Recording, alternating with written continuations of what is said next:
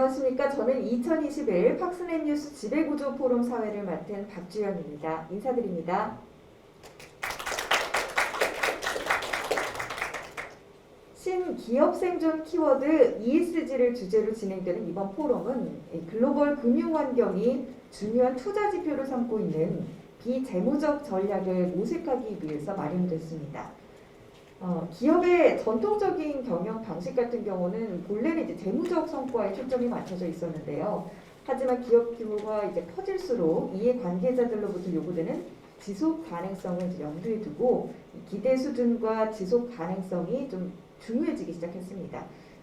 덕분에 최근 시장에서는 이제 기업 경영에 있어서 ESG 경영이 상당한 화두가 되고 있는데요. 그런 만큼 오늘 이 자리가 이 기업이 효율적인 ESG 경영 전략을 세울 수 있는 지혜를 얻어갈 수 있는 유익한 시간이 되셨으면 좋겠습니다.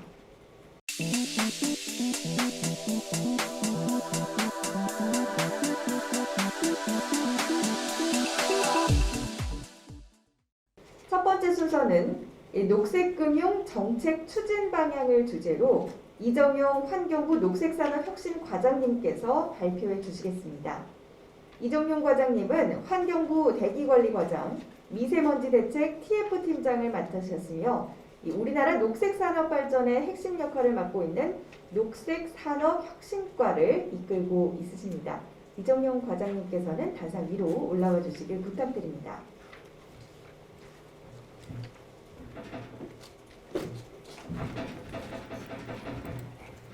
네, 안녕하십니까. 방금 소개받은 환경부 녹색산업혁신과장입니다. 오늘 저희 환경부 정부의 녹색금융 정책에 대해서 소개를 드릴 수 있게 돼서 영광이고요. 어쨌든 ESG가 가장 큰 화두인 것 같습니다. 그래서 기업의 어떤 생존 전략으로 오늘 주제도 나왔지만 나오고 있고 상당히 중요한 키워드로 나오고 있어서 이걸 어떻게 좀 정부와 또 민간이 같이 좀 협업을 할까라는 저희가 고민 좀 하고 있고요. 그 과정에서 제가 발표한 내용을 좀 말씀을 드리겠습니다. 오늘 발표 순서는 먼저 녹색금융에 대한 개요, 그리고 정부 내에서 이제 그 금융위와 환경부가 지금 TF를 꾸려서 이제 작년부터 운영을 하고 있는데 그 현황, 해외 동향, 그리고 녹색 투자 활성화를 위한 핵심 과제 순서로 말씀드리겠습니다. 녹색금융이라고 하면 앞서 이제 사회자분도 말씀을 좀 해주셨지만 결국 이제 뭐 ESG라는 말도 나오고 다양한 단어들이 나오는 것 같습니다. 기후 금융이라는 얘기도 나오고 또 지속 가능 금융이라는 얘기도 나오고요. 그래서 정의에 좀 차이는 있지만 저희가 통상 유럽에서 정의를 하는 거로는 투자 의사 결정을 할 때, 여러 가지 의사 결정할 때 기후 환경적인 요소를 고려한 금융이다라는 겁니다. 그래서 말은 좀 어렵게 쓰여져 있는데요. 가장 쉽게 말씀드리면 이 금융 체계를 좀 녹색화하고 그 다음에 이제 녹색이라고 하는 부분에 돈이 더 이제 그 투자가 되도록 하는 크게 두 갈래로 구성이 되어 있다라고 말씀을 드릴 수 있을 것 같습니다. 그래서 그 가장 큰 방향인지 제가 네 가지를 써놨습니다만은 기후 변화가 가장 큰 기업들의 리스크로 다가오고 있기 때문에 리스크를 어떻게 이제 관리할 거냐, 그리고 녹색 투자, 뭐 신재생 에너지라든지 이런 녹색 분야에 어떻게 좀 투자를 활성화할 거냐, 그리고 기업들의 환경 책임 투자, ESG 경영하고 뭐 직결되는 말입니다만 어떻게 강화를 할 거냐, 그리고 재반 인프라를 어떻게 가져갈 거냐라는 게 가장 큰 네 가지 축이라고 이렇게 말씀드릴 수 있고요.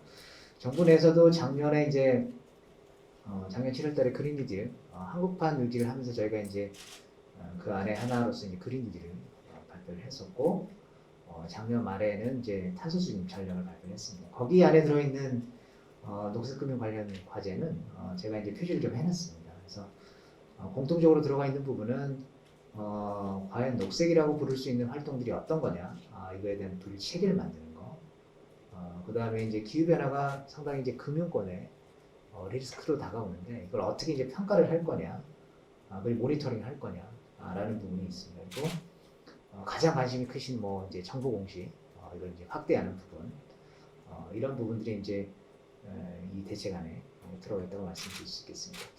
작년에 그 초에 정부 내에서 이제 녹색 금융 활성화를 하기 위한 논의가 좀 있었고요. 8월 달에 이제 저희가 금융이랑 해서 차관급의 어떤 협의체를 좀 만들었습니다. 그래서 그게 그 안에 이제 3개 워킹 그룹 작업반이 구성이 되어 있고요. 리스크 관리를 하는 부분, 그 다음에 녹색 투자를 활성화하는 부분, 기업 공시 개선하는 부분 이렇게 3가지 반으로 나눠서 저희가 여러 가지 이제 논의들을 좀 하고 있습니다. 그래서 리스크 관리는 이제 금융위에서 주관해서 하고 있는 부분인 거고요. 두 번째가 이제 그 환경부가 전담하는 부분이 녹색 투자 활성화반입니다. 요거는 이제 녹색이라고 부르는 활동에 돈을 이제 투자하기 위해서 뭐 EU에서도 이제 적극적으로 하고 있습니다만은 분류 체계, 녹색이라고 부를 수 있는 분류 체계를 만들고 어떻게 이제 유인할 거냐, 유인 체계, 지원 체계 이런 것들 만드는 역할을 하고요. 기업 공시 개선반은 금융위가 또 이제 주관을 하고 있습니다. 다만 여기에 이제 환경부도 같이 역할을 좀 하고 있는 부분이 있습니다. 환경정보 공개라는 제도가 있어서 거기에 같이 논의를 하고 있습니다. 이게 이제 제가 말씀드린 역할 체계도입니다. 그래서 그 차관급 그 위원장 아래 실무 국장급의 조직이 있고요. 그 밑에 3개 워킹 그룹이 이렇게 구성이 되어 있습니다. 뭐 그 금융에 대한 리스크 관리라는 부분은 사실 이제 작년 1월달에 그 BIS 국제결제은행에서 이제 뭐 그린 스완이라는 단어로 얘기가 됐었습니다. 뭐 녹색 금융하면 가장 대표적으로 나오는 용어가 이제 그린 그 스완이고요. 그다음에 사실은 이런 그 기후뿐만 아니라 환경에 대한 리스크 관리를 좀 잘못했을 때는 상당히 기업에 큰 영향을 준다라는 게 이제 폭스바겐 배출가스 조작하는 사건을 계기로도 그런 부분이 드러났습니다. 그래서 이 기후 변화나 환경 위기에 어떻게 이제 잘 대응하냐가 금융권의 아니면 기업의 어떤 그 생존 아니면 이 경영하고도 상당히 좀 많이 직결이 된다라는 걸 좀 볼 수 있는 사례였습니다. 이 자료는 그 왼쪽에 보시는 자료는 이제 영국의 이제 그 기후금융 그 전략인데요. 크게 3개 부분으로 구성이 되어 있습니다. 그리닝 파이낸스, 금융 체계를 녹색화하는 부분입니다. 뭐 체계, 아까 제가 말씀드린 분류 체계를 만들고 또 아니면 금융 시스템을 리스크 관리를 좀 해서 그런 그 위험으로부터 금융 체계가 어떤지에 대한 점검을 하는 그런 부분들이 있고요. 파이낸싱 그린은 이 녹색이라고 보이는 신재생 에너지 뭐 이런 부분들에 대해서 투자를 확대한다는 부분. 그걸 토대로 해서 영국이 이제 글로벌 리더십을 발휘하겠다라는 부분이 이제 3번째 분야로 되어 있겠습니다. 그래서 영국이 상당히 좀 특히 이제 유럽 쪽이 주도적으로 녹색 금융을 좀 주도하고 있고요. 그 옆에 있는 자료는 유럽에서 이제 그린딜이라는 대책을 이제 발표했고 그 이후에 이제 투자 계획이 좀 나왔습니다. 요거는 이제 20년 1월 달에 나온 그린딜 투자 계획인데요. 최소 1조 유로를 좀 투자하겠다. 그린딜 쪽에. 그래서 정부 재정으로 투자하는 부분이 있고 그 다음에 인베스트 EU라고 하는 어떤 보증 프로그램을 통해서 가는 부분들 그리고 공정전환 메커니즘이라고 하는 그걸 해서 가져가는 부분들 이렇게 해서 총 한 1조 유로를 그린딜을 이행하는데 투자하겠다라는 계획을 좀 발표를 한 바 있습니다. 그래서 각국의 현황을 좀 보면 그 기본적으로는 녹색 투자가 할 때가 뭐냐라는 그 판별하는 기준을 좀 많이 만들고 있고요. 연기금이나 공공 부분의 중심으로 책임 투자를 많이 확대를 하고 있습니다. 네덜란드도 그렇고 저 이제 다양한 연기금에서 책임 투자 이제 석탄 화력에 대해서 투자를 하지 않겠다라고 하든지 이런 부분들에 대한 선언을 많이 하고 실제 그걸 이제 이행을 해오고 있습니다.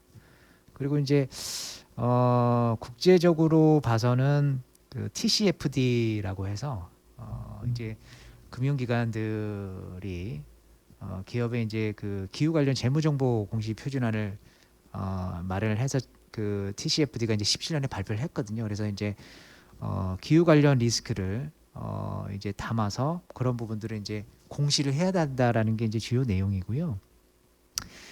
이거는 저희 환경부도 이제 작년 5월달에 TCFD 지지선을 좀 한 바 있습니다. 그래서 이제 이런 기후 관련 정보들이 확대되는 부분에 대해서는 공감하고 환경부도 지지선을 한 바 있고, 특히 이제 영국은 이 TCFD의 기후 변화 관련 정보 공시 제도를 입법화해서 의무화하는 쪽으로 이제 가고 있습니다. 그래서 이제 단계적으로 의무를 하는 걸로 돼 있고 25년부터 이제 전면적으로 시행하는 걸로 이렇게 되어 있습니다. 금융기관에서는 뭐 많이 들어보셨을 거예요. 그 블랙락 세계 최대 자산 운용사인 블랙락 그 레리 핑크 CEO가 투자 의사 결정을 할 때 지속 가능성을 기준으로 삼겠다라고 이제 발표를 하고 있고, 그거는 작년에도 그랬고 올해도 이제 계속 그런 메시지를 좀 내고 있습니다. 그래서 그 부분이 중요한 요소가 되고 있다라고 이제 볼 수 있을 것 같고요. 다음으로 이제 녹색 투자 활성화 과제를 제가 몇 개 좀 말씀을 드리겠습니다. 이 앞서 가장 그 얘기가 나왔던 부분이 투자 활성화 대상이 되는 녹색 프로젝트의 대상이 되는 이제 텍소노미라고 하는 걸 만드는 작업이고요. 그 가장 조금 앞서가고 있는 부분이 이제 EU입니다. EU에서 이제 작년 7월에 해서 이제 총 그 텍소노미라고 하는 게 여러 가지 경제 활동 중에서 어떤 게 친환경적이냐 아니냐를 이렇게 스크리닝 해내는 사실은 이제 기준이라고 보시면 될 것 같습니다. 그래서 EU에서는 이제 작년에 이 그 텍소노미에 이제 환경성을 판단하는 그 분야가 있습니다. 분야가 있는데 6대 분야가 있고요. 거기에 이제 기후변화 감축, 온실가스 감축, 뭐 기후변화 적응, 그다음에 오염물질 저감, 뭐 순환 경제 이런 6대 분야가 있습니다. 그래서 그런 기준을 EU가 이제 작년 7월달에 기후변화 적응과 감축 부분에 대해서 먼저 발표를 좀 했고요. 그다음에 이제 나머지 남아있는 4대 분야에 대한 기준들은 현재 만들고 있고 조만간에 발표하지 않을까라고 생각을 하고 있습니다. 그리고 이걸 이제 국제적으로 ISO에서 이런 것들 이제 국제 표준화하는 작업들도 좀 논의는 하고 있습니다. 뭐 근데 빨리 나올 거라는 얘기도 좀 있었고 또 각국의 또 의견이 좀 갈릴 수 있기 때문에 조금 시간이 걸릴 거라는 얘기도 있습니다. 심지어 이제 중국도 이 녹색 그 경제 활동이 뭐다라는 거에 대한 기준이 좀 가지고 있다라고 보시면 될 것 같습니다. 그 저희가 그 작년부터 연구 사업을 통해서 저희가 이제 그 어떤 게 녹색인지 뭐 EU 사례라든지 이런 것들을 보고 저희가 10대 분야 81개 경제 활동이라고 하는 것들을 저희가 이제 초안으로 저희가 이제 도출을 좀 했고요. 이 기준들을 어떻게 잡을지를 좀 고민하고 있습니다. EU 같은 경우에도 모든 경제 활동이 다 그 친환경 경제 활동이 아니고 예를 들어서 신재생 에너지 활동이다라고 하면 정과정 평가를 합니다. LCA 분석을 하는 거죠. 해서 그 중에 이산화탄소가 킬로와트 아워당 100g 이하로 나오는 경우에 그 활동에 대해서만 친환경적인 활동이다라고 인정을 해주고 있거든요. 그런 식으로 어떤 스레시홀드라고 하는데 그런 그 기준치를 만드는 작업이 좀 같이 진행을 되고 있다라고 보시면 될 것 같습니다. 저희가 이제 저희가 이제 안을 만들고 금융기관 관련 업계 의견 수렴을 거쳐서 이 올해 상반기까지 좀 안을 마련한 데 계획을 가지고 있습니다.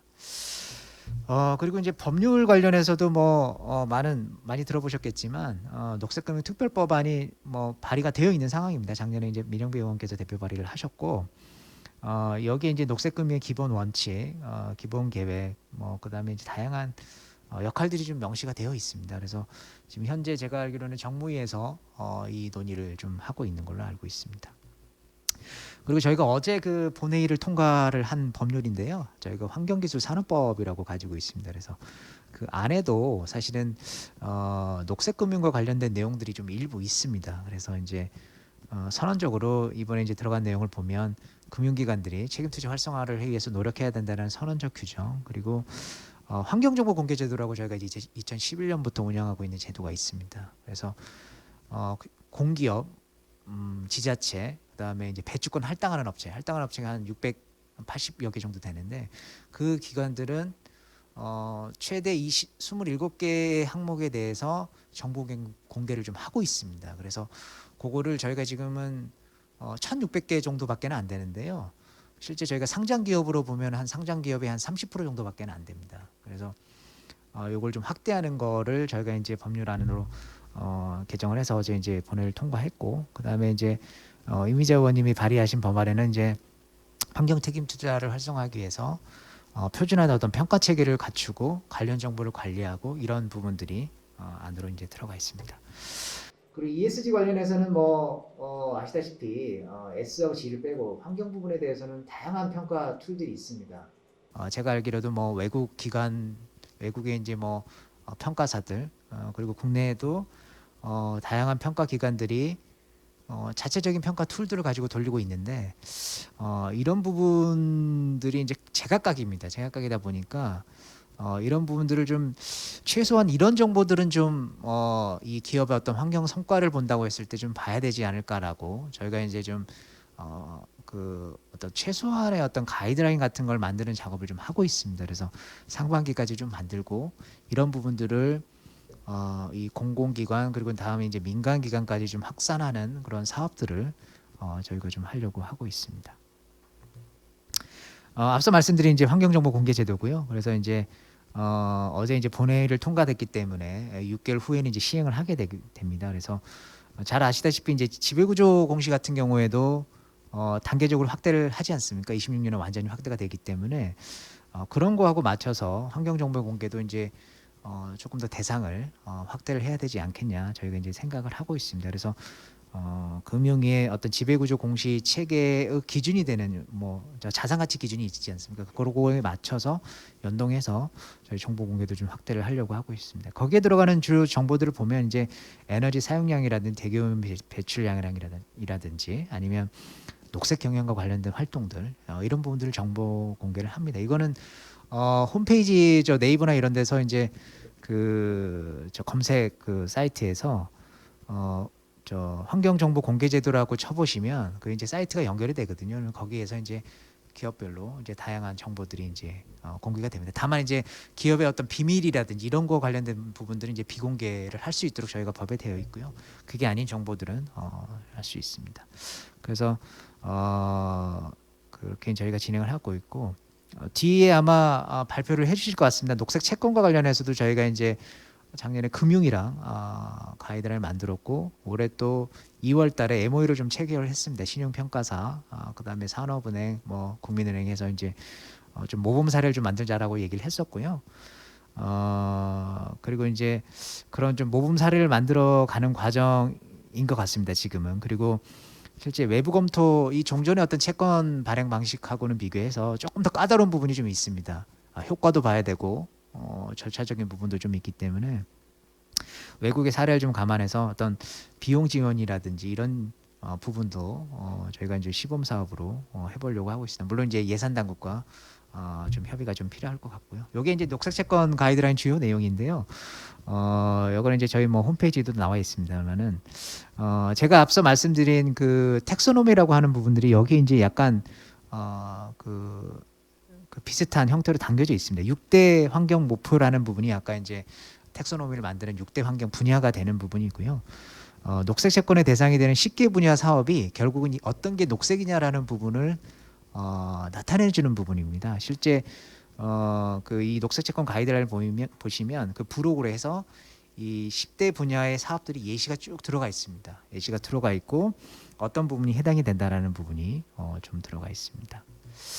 그래서 제가 뭐 짧게 이 정부 내에서 녹색 금융과 관련된 정책 추진 현황에 대해서 좀 말씀을 드렸습니다. 그래서 아직은 저는 좀 걱정스러운 게 이제 여러 가지 기반을 좀 갖춰가고 있습니다. 제도적인 부분들, 과거 이제 좀 못했던 부분들은 이제 법적으로 아니면 예산적인 부분으로 이렇게 갖춰가는 상황에 있고 그런 상황에 비해서 이제 민간에서 또 요구하는 거, 그다음에 이제 가는 속도는 훨씬 더 빠른 것 같아요. 이 뭐 경영이라든지 ES 경영, 뭐 녹색 금융에 대한 대응들. 그래서 그런 부분들을 좀 조화롭게 좀 맞춰가는 게 이 저희 정부도 좀 그 고민해야 되는 부분이고 이걸 어떻게 이제 민간하고 잘 속도를 조절해 가면서 갈 수 있을까 이런 부분들을 저희도 고민을 하고 있다는 말씀을 드리겠습니다. 네, 감사합니다.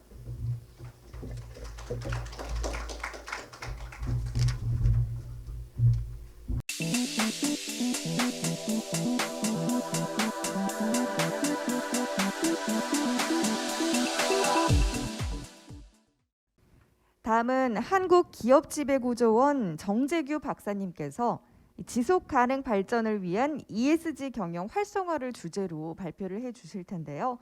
정재규 박사님 소개를 잠깐 해드리자면요. 현재 한국기업지배구조원 정책연구본부 선임연구위원으로 근무하시며 우리나라 기업지배구조의 현황과 정책 등을 파악하고 나아가야 할 방향 등을 제시해주고 있으십니다. 자, 그럼 정재규 박사님 단상 위로 모셔보도록 하겠습니다.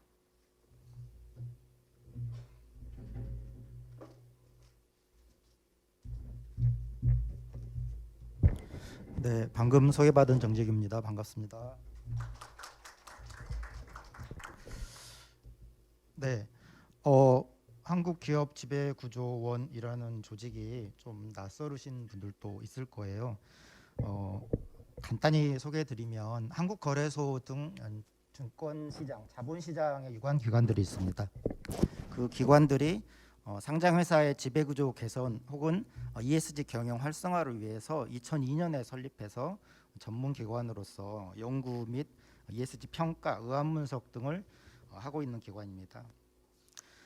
제가 오늘 알려드릴 내용은 지속가능 발전을 위한 ESG 경영 활성화 이렇게 되어 있는데요. 지속가능 발전이라는 거는 뭐 대충 느낌으로 알 수 있겠죠. 뭐 지속적으로 발전을 하는 그걸 가능하게 하는 게 뭘까라는 의미일 것 같고, ESG 경영이라는 말이 최근에 굉장히 많이 대두가 되고 있습니다. 모든 기업의 생존 전략으로 ESG를 채택해야 된다, 이걸 실천해야 된다 이렇게 얘기를 하는데, 막상 일반인들에게 ESG가 뭘까요?라고 물어보면 뭐 MSG는 들어봤는데 ESG는 잘 모르겠습니다 하고 처음 들어보는 분들이 많다고 많이 얘기를 해요.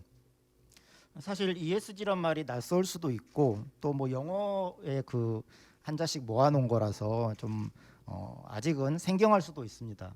다만 제가 오늘 이제 말씀을 드리고자 하는 것은 지속 가능 발전이 왜 필요한 이슈가 되는 것이고, 최근에 기업들은 그 지속 가능한 발전, 성장을 위해서 ESG 경영을 꼭 해야 된다라는 말들이 언론이나 뭐 이런 데 많이 나오는데 왜 그게 필요하다고 얘기를 하는지, 그리고 ESG 경영이라는 게 도대체 뭘까, 그런 내용에 대해서 좀 말씀을 드리고자 합니다. 네, 말씀드렸다시피 이제 지속 가능한 발전에 대해서 간략하게 역사적인 유래 같은 것들 정말 간략하게 한번 보도록 하고요. 제가 주로 말씀드릴 내용은 기업들의 ESG 경영을 가능하게 하는 가장 중요한 수단이라 그럴까요? 이게 관련된 정보를 투명하게 공시하는 것입니다. 기업의 ESG 정보가 자본시장을 통해서 혹은 언론이나 기타 다양한 루트를 통해서 많이 공개가 되면 투자자들이나 혹은 기업의 어떤 제품을 소비하는 소비자들, 일반 시민들도 어떤 기업이 어떻게 ESG 활동을 하고 있고 어떤 기업이 우리 사회의 발전에 도움이 되는 좋은 기업이구나, 착한 기업이구나, 이런 것들을 또 판단할 수도 있을 것입니다. 그래서 ESG 정보 공개와 관련된 얘기를 주로 말씀을 드리고요. 마지막으로 ESG 경영 원칙에 대해서 기본적으로 기업들이 어떤 부분을 고민하면 좋을까 하는 큰 그림을 좀 제시를 해볼까 합니다.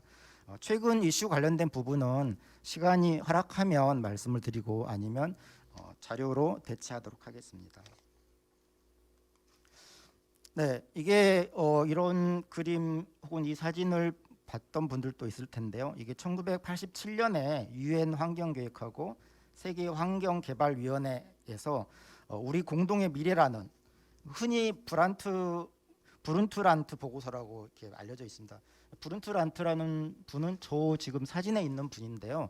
노르웨이 총리셨고 유엔 회의에서 우리 공동의 미래를 지속 가능하게 발전시키기 위해서는 무엇이 필요할까? 무슨 이유로 지속 가능한 발전이 어렵다고 봐야 될 것인가? 이런 얘기들을 했습니다. 그래서 한마디로 지속 가능한 발전이란 것은 미래 세대가 그들 자신에게 필요한 것을 충족시킬 수 있는 능력을 현재 우리가 그걸 해치지 않고 현대 사회의 현재 세대의 필요를 충족시키는 발전이다. 그러니까 우리도 발전을 해야 되지만 미래 세대들이 쓸 자원들을 다 파괴를 시키거나 고갈을 시켜버리면 미래 세대가 발전할 수 있는 여지가 없어져 버린다는 거죠. 사실 이 말의 어원은 맨 처음 제시된 거는 뭐 1972년에 성장의 한계라는 그런 보고서가 있습니다. 근데 그걸 발전시킨 개념이기도 하고요. 어찌 됐건 지속 가능한 발전이라는 것은 우리도 발전을 하기 위해서 다양한 자원을 활용해야 되지만 그 자원 활용이 미래 세대에 필요한 자원까지 고갈시키는 것은 안 된다라는 그런 핵심 내용이 있습니다. 이러한 그 지속 가능 발전을 하기 위해서는 지속 가능 경영 보고라는 거가 필요하지 않을까? 이런 보고를 좀 해야 된다. 그러니까 공시라는 개념으로 자본시장에서는 활용을 하고 있는데요. 정보를 알려야 된다. 이런 얘기들이 하고 있습니다. 그래서 책임 투자 원칙이라는 게 2006년에 처음 이제 출발을 하게 됩니다. 유엔에서 시작을 해서 처음에는 UN PRI였는데 최근에는 유엔이란 말을 떼고 그냥 유엔하고 파트너십은 유지하지만 독자적으로 국제기구로서 책임 투자 원칙을 이끌고 있습니다. 이 책임 투자 원칙이라는 거는 좀 간략하게 개념만 말씀드리면 투자를 하는 데 있어서 돈을 가진 사람이나 남의 돈을 빌려서 투자를 하는 사람이나 투자를 함에 있어서 책임 있는 투자를 해야 된다. 그 투자가 사회의 통합을 방해하거나 환경을 파괴하는 그런 방향의 투자여서는 안 된다라는 게 핵심 키워드입니다.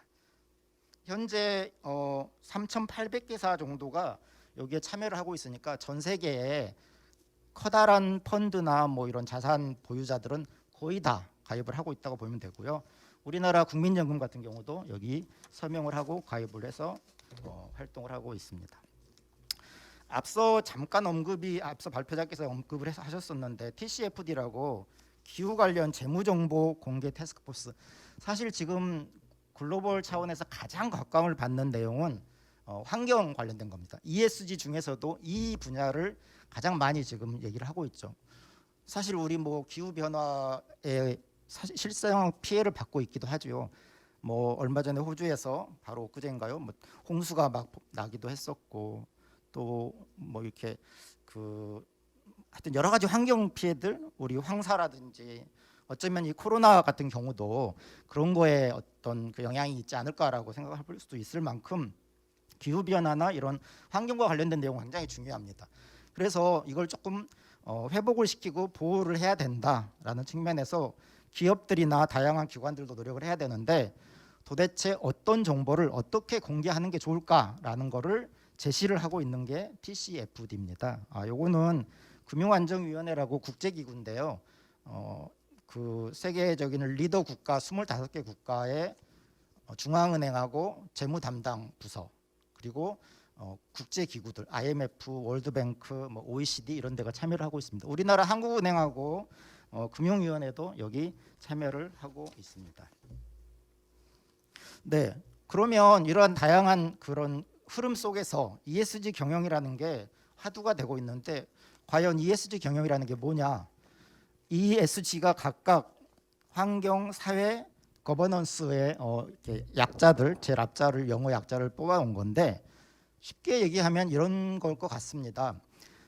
환경 경영이라는 것은 기업이 경영을 하는 과정에서 어쩔 수 없이 환경에 해를 입히거나 혹은 그 이윤을 얻는 과정에서 환경을 파괴하거나 오염물질을 배출할 수밖에 없는 경우들이 있는데 이러한 오염물질 배출이나 이런 부분을 최소화하자. 그리고 가능하면 그런 정화시설이나 이런 걸 많이 하고 그걸 통해서 지속 가능한 미래를 만들어 보자. 환경 파괴를 최소화하자. 물론 이런 과정에서 기업들은 그런 시설을 해야 되니까 돈도 더 들어가고 비용 문제도 있겠죠. 하지만 그게 그 후에 더 크게 결과할 그런 거에 비하면 오히려 적은 비용일 수도 있다라는 부분을 인식해야 된다라는 내용일 거예요. 그래서 뭐 친환경 제품 개발이라든지 뭐 여러 가지 내용들 이런 것들이 포함이 될 수 있을 겁니다. 그리고 S 부분 사회 책임 경영, 사회 부문이라고 보통 얘기를 하는데 이 부분에 있어서는 뭐 인권이라든지 남녀 고용 평등이라든지 일과 가정의 양립이라든지 또 근로자의 어떤 건강한 근로권이라든지 이런 여러 가지 내용들 최근에 문제가 많이 되고 있는 어떤 뭐 예를 들면 하청업체에서의 어떤 사고 같은 문제라든지 이런 것들도 다 포함을 하고 있는 그런 내용들이고요. G 거버넌스 부분은 사실은 기업에서는 기업 지배구조라고 얘기하는데 지배구조란 말이 약간의 어폐가 있어요. 뭘 지배하고 지분을 다 가지고 좌지우지하는 것으로만 얘기를 생각할 수 있는데 거기에 한정되는 개념은 아닙니다. 지배구조라는 것은 기업을 경영하는 과정에서 의사결정의 어떤 큰 흐름, 틀, 누가 제안을 하고 어떻게 그 제안에 대해서 토론을 하고 어떻게 결정을 하는지에 대해서 전체적인 틀을 지배구조라고 얘기를 할 수 있습니다. 그래서 뭐 이사회가 중요하다. 그 이사회를 감독하고 감시하는 감사위원회도 중요하다. 주주총회도 중요하다. 뭐 이런 얘기들을 할 수 있겠습니다. 그러한 전체적인 내용들을 지배구조라고 얘기를 하고 있습니다. 자, 그러면 이제 ESG 정보 공개와 관련된 내용을 간략간략하게 말씀을 좀 드려보도록 하겠습니다. 사실 우리나라 그 자본시장이 많이 저평가돼 있다라고 비판을 받아왔습니다. 작년에 굉장히 우리 주식시장이 화랑이었고 올 초까지도 이어지고 있죠. 3,000선을 넘나들고 있습니다. 그래서 현재는 그 주가 수익 비율이 많이 올라와 있는 상태이긴 한데 뭐 한 1년 전만 해도 한 2, 3년 전만 해도 10 정도밖에 안 돼 있었거든요. 여기 표에 보시는 것처럼 굉장히 저평가가 되어 있었어요. 근데 최근에 많이 좋아지긴 했지만 여전히 미국, 일본, 뭐 중국, 독일에 비해서는 조금 낮은 부분이니까 앞으로도 우리 주가가 더 개선될 여지는 있다. 근데 이렇게 좀 저평가 받고 있고 조금 좋아지고 있지만 여전히 살짝 저평가가 되는 이유는 지배구조라든지 우리 기업의 ESG 경영이 아직 미흡하기 때문이다라는 쪽으로 연결이 될 수 있을 것 같습니다. 그래서 우리 저평가 원인을 개선하기 위해서 지배구조 후진성, 회계투명성 구조, 경영투명성, 미흡 이런 부분들을 개선하고자 하는 노력이 그동안 많이 있었습니다. 굉장히 많이 좋아졌다고 생각을 합니다. 우리 기업들도 정말 각고의 노력을 해서 과거에 비해서 훨씬 좋은 기업 경영을 하고 투명한 경영을 하고 있다고 생각을 하고 있습니다. 다만 그럼에도 불구하고 아직은 대규모 기업 일부에 한정되는 어떤 정보 공개라든지 주주와의 어떤 의사소통이라든지 이런 부분이 있어서 여전히 조금 더 개선할 필요가 있지 않을까 이런 생각을 하고 있고요. 이런 과정에서 나타난 제도에 대해서 간략하게 좀 말씀을 드리고자 합니다. ESG 정보 공개가 자본시장의 발전을 이룰 것이다라고 하는 것은 당연한 흐름이다. 따라서 꼭 필요한 제도들을 도입을 하고 정책을 펴야 된다 해서 도입된 게 예를 들면 스튜어드십 코드라든지 이렇게 기관 투자자들이 참여하게 하는 그런 내용들이 있습니다. 자세한 내용은 시간 관계상 이렇게 스킵을 하도록 하고요. 주요 핵심적인 키워드들만 말씀을 드리도록 할게요. 그러면 기업들은 지속가능 경영과 관련된 정보, ESG 정보를 현재 어떻게 보고를 하고 있는지 현황을 간단하게 말씀을 드리고자 하면 이 표와 같이 나타나고 있는데요. 국내에서 약 한 80여 개사만이 지금 기업을 대상으로 했을 때 80여 개사만 정보를 공개하고 있다고 그게 통계가 나타나고 있습니다. 물론 이 80여 개사가 매년 정보를 공개하는 것도 아니고요. 2, 3년에 한 번 하는 경우도 있고 매년 하는 경우도 있고 또 몇 년 전에 한 번 하고 지금 또 못 하고 있는 경우도 있고 그렇습니다. 그래서 이런 그 정보 공개가 사실 약하다라는 것들을 보여주는 데이터들을 조금 제시를 했어요. 근데 이런 기업 지배구조 보고서, 특히 기업 지배구조에 관련된 정보만 한정해서 보더라도 우리 OECD 국가 대비해서 우리나라만 뭔가 이렇게 그 보고하지 않은 내용이 있었습니다. 그래서 여기 보시는 것처럼 2016년 기준으로 우리나라는 유일하게 예를 들면 모범 기준에서 제시된 내용이나 이런 것들이 어떻게 운영되고 있는지가 공개되지 않은 국가였었습니다.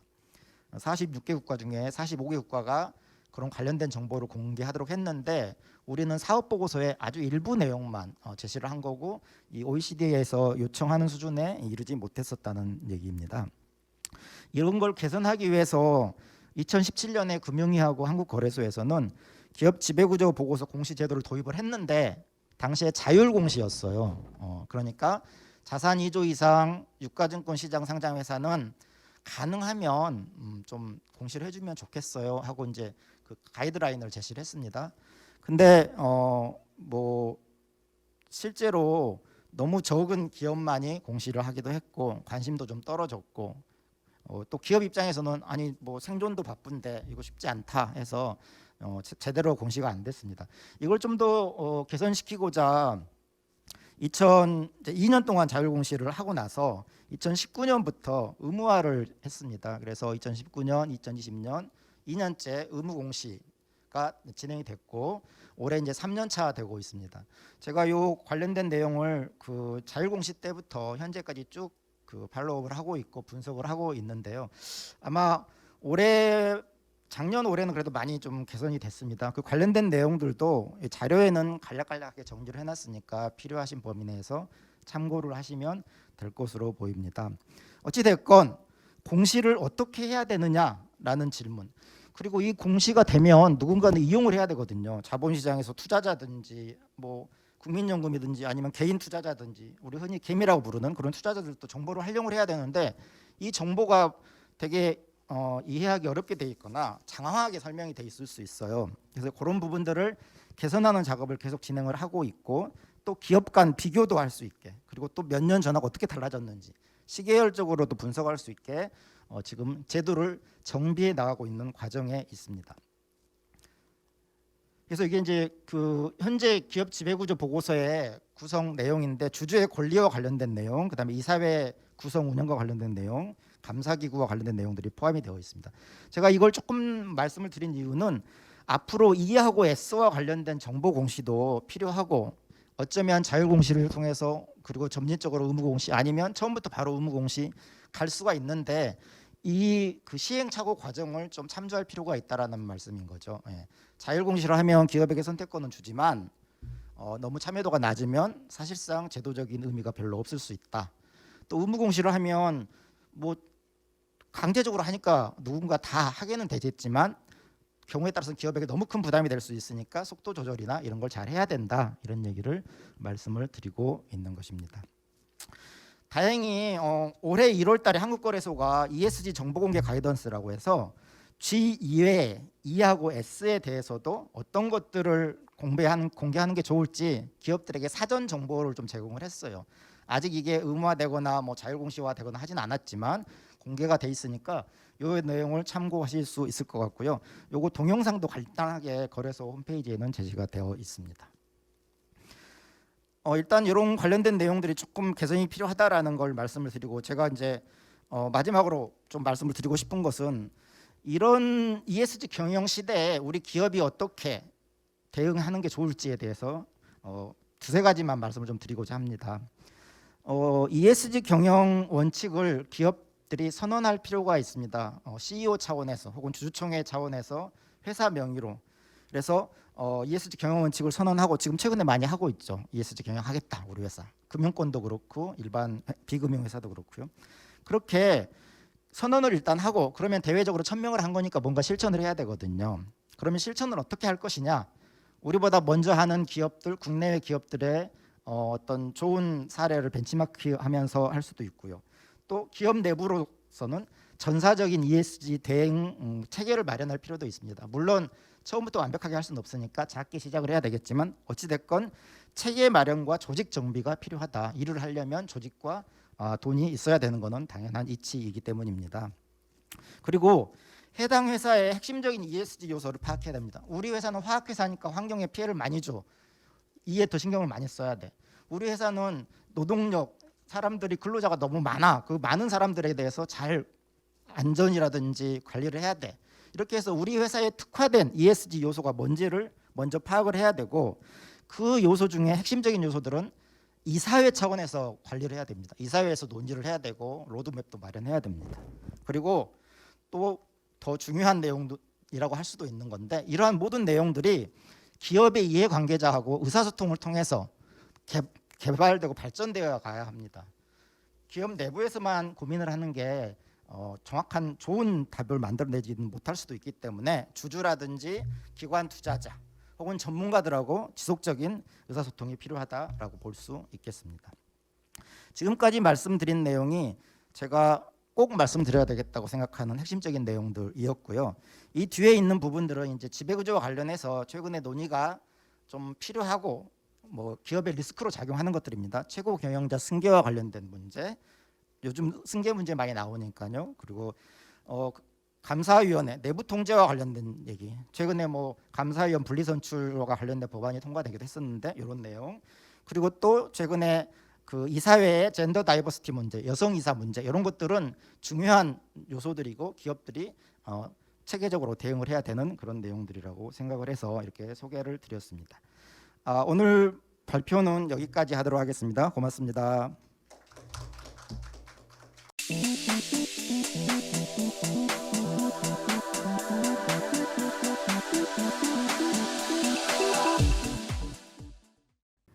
다음 발표는 김영수 한국신용평가 PF평가본부장님께서 발표를 해주실 텐데요.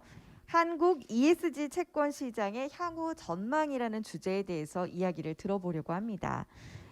일단 김영수 평가본부장님 소개를 좀 해드리자면요.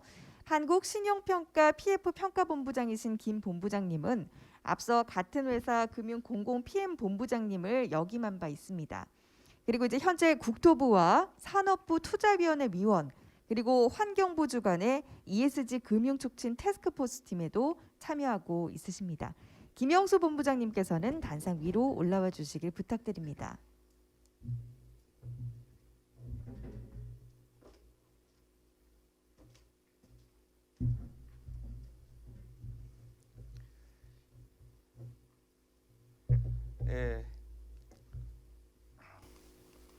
예, 안녕하십니까. 저는 그 한국신용평가의 김영수입니다. 제가 오늘 이 자리에 아마 오게 된 게 시장에서 이 지금 ESG가 화두인데 ESG 지금 채권 시장에서 저희가 지금 작년부터 ESG 인증을 시작을 했습니다. 그래서 현재 굉장히 지금 전체 채권 발행액의 한 60% 이상을 저희가 지금 인증을 하고 있는데 그 이전에 있었던 그런 형식에서 크게 좀 전환된 새로운 형태의 그 시장의 인증 평가 그걸 보여주고 있어서 이 자리에 지금 서게 된 것 같습니다. 저희가 지금 저희 주주가 100% 그 무디스인데 사실 무디스가 이 시장에 대해서 ESG에 대해서 글로벌하게 벌써 한 3, 4년 전부터 이 시장이 앞으로 대세가 이 ESG 쪽으로 갈 수밖에 없다. 금융시장 전체 투자자가 유럽이나 세계 글로벌 시장에서 투자자 사이드에서 이미 ESG가 굉장히 중심이 됐고 굉장히 중요한 팩터가 되고 있다라고 인지하고 일찍부터 신용평가 기업의 이제 평가에 ESG 리스크가 그 반영돼야 된다라는 점부터 시작해서 새로운 어떤 이 ESG 채권의 한 축의 신용평가와 다른 한 축으로 우리 ESG 평가가 굉장히 중요해진다라는 점을 인지하고 저희에게도 그 오래 전부터 이 ESG 한국의 ESG 시장에 관심을 갖고 그 진행을 하도록 여러 차례 얘기가 있었죠. 그래서 제가 한 2, 3년 전부터 이걸 시작을 했고요. 저희 내부적으로는 상당한 기간 연구를 했고 앞서 저기 환경부 과장님도 계시지만 정부와 금융이라든지 감독원 또 여러 부처의 여러 가지로 ESG 채권 시장 금융시장의 그 활성화라든지 방안을 위해서 여러 가지로 지금까지 노력해 왔습니다. 그 부분이 지금 최근에 어떤 결과로 연결되지 않았나 이렇게 생각합니다. 오늘 저는 이제 시장에 대해서 최근에 그 굉장히 ESG 시장이 크게 화랑세를 보이고 있는데 이러한 어떤 분위기가 어떻게 이루어진 거고 앞으로 이 시장이 어떻게 될 건지 그리고 여기에 채권 발행에 있어서 중요한 우리 ESG 채권에 대한 인증, 그 평가에 대한 내용에 대해서 말씀드리도록 하겠습니다. 최근 글로벌 시장은 아시다시피 굉장히 큰 폭으로 성장을 했습니다. 이미 3, 4년 전부터 굉장히 높은 폭으로 성장을 했고 특히 글로벌 시장에서는 보시다시피 녹색 채권으로 시작을 했습니다. 거의 소셜은 거의 굉장히 일부였고 크게 이 시장에서 ESG 채권이라고 하지만은 그 녹색 채권이 주도를 해왔고요. 보시다시피 최근에 와서 거의 한 2, 3년 사이에 와가지고 녹색 채권, 그 소셜 사회 채권이 발행하게 된 겁니다. 그래 지금 우리가 용어를 ESG 채권이라고 하지만 근본적으로 세계적으로는 ESG 채권이 아니라 지속 가능 채권이라고 하고 원래부터 이제 녹색 채권으로 시작을 했죠. 거기에 사회 채권, 소셜 채권이 붙어서 이게 합해져서 지금 지속 가능 채권으로 불리고 있는 겁니다. 우리가 ESG 채권이라고 하는 건 조금 우리 국내에서 하도 ESG라는 용어가 일반화되었기 때문에 거기에 채권을 붙인 형태고요. 공식적으로는 이제 녹색 채권, 사회 채권, 그리고 지속 가능 채권 이렇게 부르고 있죠. 세계적인 특징은 녹색 채권이 중심이 되고 있고, 최근에 사회 채권이 늘어난 건 당연히 지금 코로나라든지 이슈로 인해서 정부의 재정 정책이 크게 각 국마다 크게 늘어났기 때문에 그런 원인도 있고요. 녹색뿐만이 아니라 사회적 기업에 대한 투자자들의 인식이 높아졌다라는 부분도 이제 반영이 된 것입니다. 국내 시장을 보면은 국내에서는 오른쪽 보면 사실 2018년에 시작을 했지만 2018년 산업은행이 처음 발행한 것부터 시작을 했습니다. 그 이후에 2019년, 20년 금액적으로 이제 크게 늘어났는데 그 숫자로 보면은 이제 2019년, 20년 전체 기업 수로 보면 큰 차이가 없습니다. 뭐 그래프 색깔이 조금 다르게 됐는데 녹색 채권이 지금 파란색이고 사회 채권이 녹색입니다. 조금 혼동이 있을 수 있는데 지금 보시면은 국내가 오른쪽을 보시면 국내 대부분의 채권이 이 파란 그 2020년까지는 거의 사회 채권, 녹색 채권이 거의 굉장히 적고 2019년에는 그나마 조금 있었지만 2020년에는 거의 없었습니다. 한두 개 기업밖에 녹색 채권을 발행을 하지 않았죠.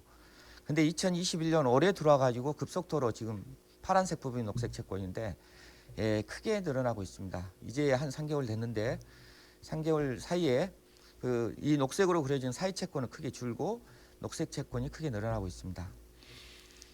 금액적으로는 지금 왼쪽으로 보면 올해 뭐 작년에 굉장히 이게 지금 뒤에 보시겠지만은 우리 주택금융공사 때문에 그렇습니다. 주택금융공사 전체 발행액의 거의 90% 이상을 차지하고 있기 때문에 주택금융공사를 제외하면은 사실 금액적으로 볼 때 그렇게 큰 부분이 아니고요. 금년도에 지금 굉장히 많은 기업들이 기업 수로 보면은 이미 3개월 만에 3개월도 안 된 상황에 전년도 전체 발행 기업 수를 지금 상회하고 있습니다. 굉장히 빠른 속도로 기업들의 발행이 늘어나고 있는 것이죠. 좀 구체적으로 보면 오른쪽을 먼저 보시면 최근 3년간의 구성 내용을 보면 거의 그 주택금융공사, 그 다음에 공기업, 그 다음에 은행이라고 했지만 산업은행, 국민은행, 뭐 기업은행, 거의 정책금융기관, 그러니까 공공 부분 위주로 거의 발행이 이루어졌었고 민간 부분, 여전사나 일반 여전사의 뭐 카드 캐피탈 회사들인데 그런 여전사 일부나 일반 회사 비중은 정말 일반 기업은 거의 없었습니다. 최근 작년까지 대부분의 일반 기업이 거의 이쪽에 관심이 없었어요. 굉장히 적은 발행이었는데 금년 들어서 왼쪽이 올해 부분인데 금액으로는 주택금융공사 이쪽이 크긴 하지만 일반 회사, 일반 기업이나 기타 금융기관 이런 부분이 굉장히 늘어났습니다. 최근에 발행은 올해 들어와서는 거의 일반 기업의 그 회사채 발행할 때 ESG에 지금 문의를 하고 있습니다. 저희가 한 20여 개 지금 평가를 하고 있는데 문의만 해도 한 7, 80개 기업들이 문의하고 있습니다. 그러니까 굉장히 많은 기업들이 시장에서 ESG 채권 발행을 지금 차지하고 있습니다. 자, 이렇게 된 배경은 물론 이제 지금 작년까지만 하도 기업들이 ESG 채권 발행에 대해서 그렇게 메리트를 느끼지 못했습니다. 거의 뭐 레퓨테이션 효과 이외에 실질적인 효과가 그렇게 크지 않다고 판단을 하고 했었기 때문에 거의 큰 관심이 없었는데 지금 보시면은 지속적으로 사회에서 우리 이 기후라든지 환경, ESG 책임 문제에 대해서 지속적으로 계속 사회적으로 그 인식이 있었고 특히 우리나라는 지금 정부 앞서 환경부에서도 말씀 주셨겠지만 정부가 관심을 이 부분에 대한 굉장히 강한 의지를 갖고 정책을 추진하고 있습니다. 이 부분이 이제 결정적이고요. 결정적으로 또 하나가 이제 작년 말에 우리 국민연금에서 앞으로 향후 2년간 전체 자산의 50%까지 투자를 하겠다. 이런 부분이 전체 시장에서 전체 채권 투자자를 크게 움직인 계기가 됐던 것입니다. 그 이후로 작년 12월부터 많은 투자자 그리고 기업들이 관심을 갖고 이쪽 확산되고 있는 것이죠.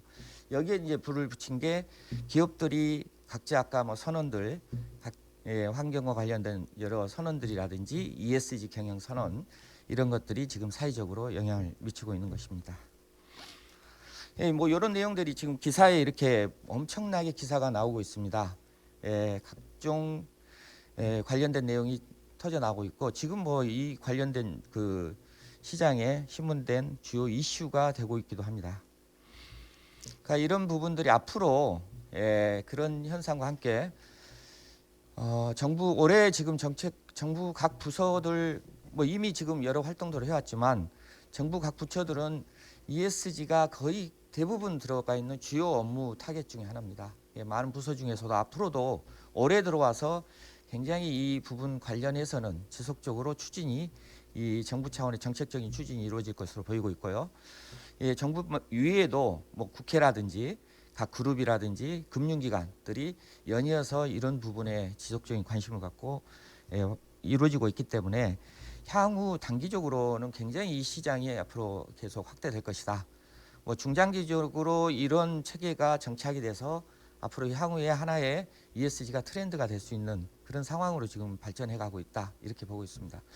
그래서 이제 이 과정에서 채권을 발행을 많이 하고 있는데 이전에는 그렇게 채권에 대한 그 발행에 대해서 인증이나 평가에 대해서 중요성을 인지하지 못했지만 이제는 그게 과거에 지금 발행을 해놓고도 제대로 이행이 하지 않는 소위 말하는 그린워싱 현상들이 많이 있었지만 이제 이런 부분에 대해서 투자자들이 굉장히 관심을 갖고 있고 앞서 말씀드렸듯이 이제 정부 사이드에서도 이 부분의 정확한 평가 기준 이런 것들이 중요해진 계기가 됐습니다. 그래서 간단하게 저희가 하고 있는 평가의 내용이 뭔지 ESG 채권에 대한 인증이라고 하는데 그러한 내용에 대해서 개략적으로 말씀드리도록 하겠습니다.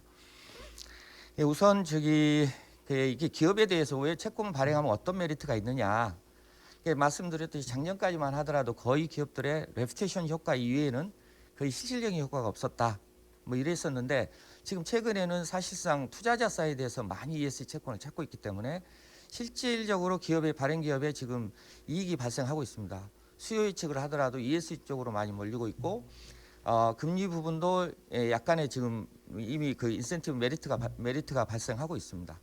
이런 실질적인 이득이 발생하기 때문에 발행 기업이 ESG 채권을 계속 발행하려고 하고 있는 것이죠.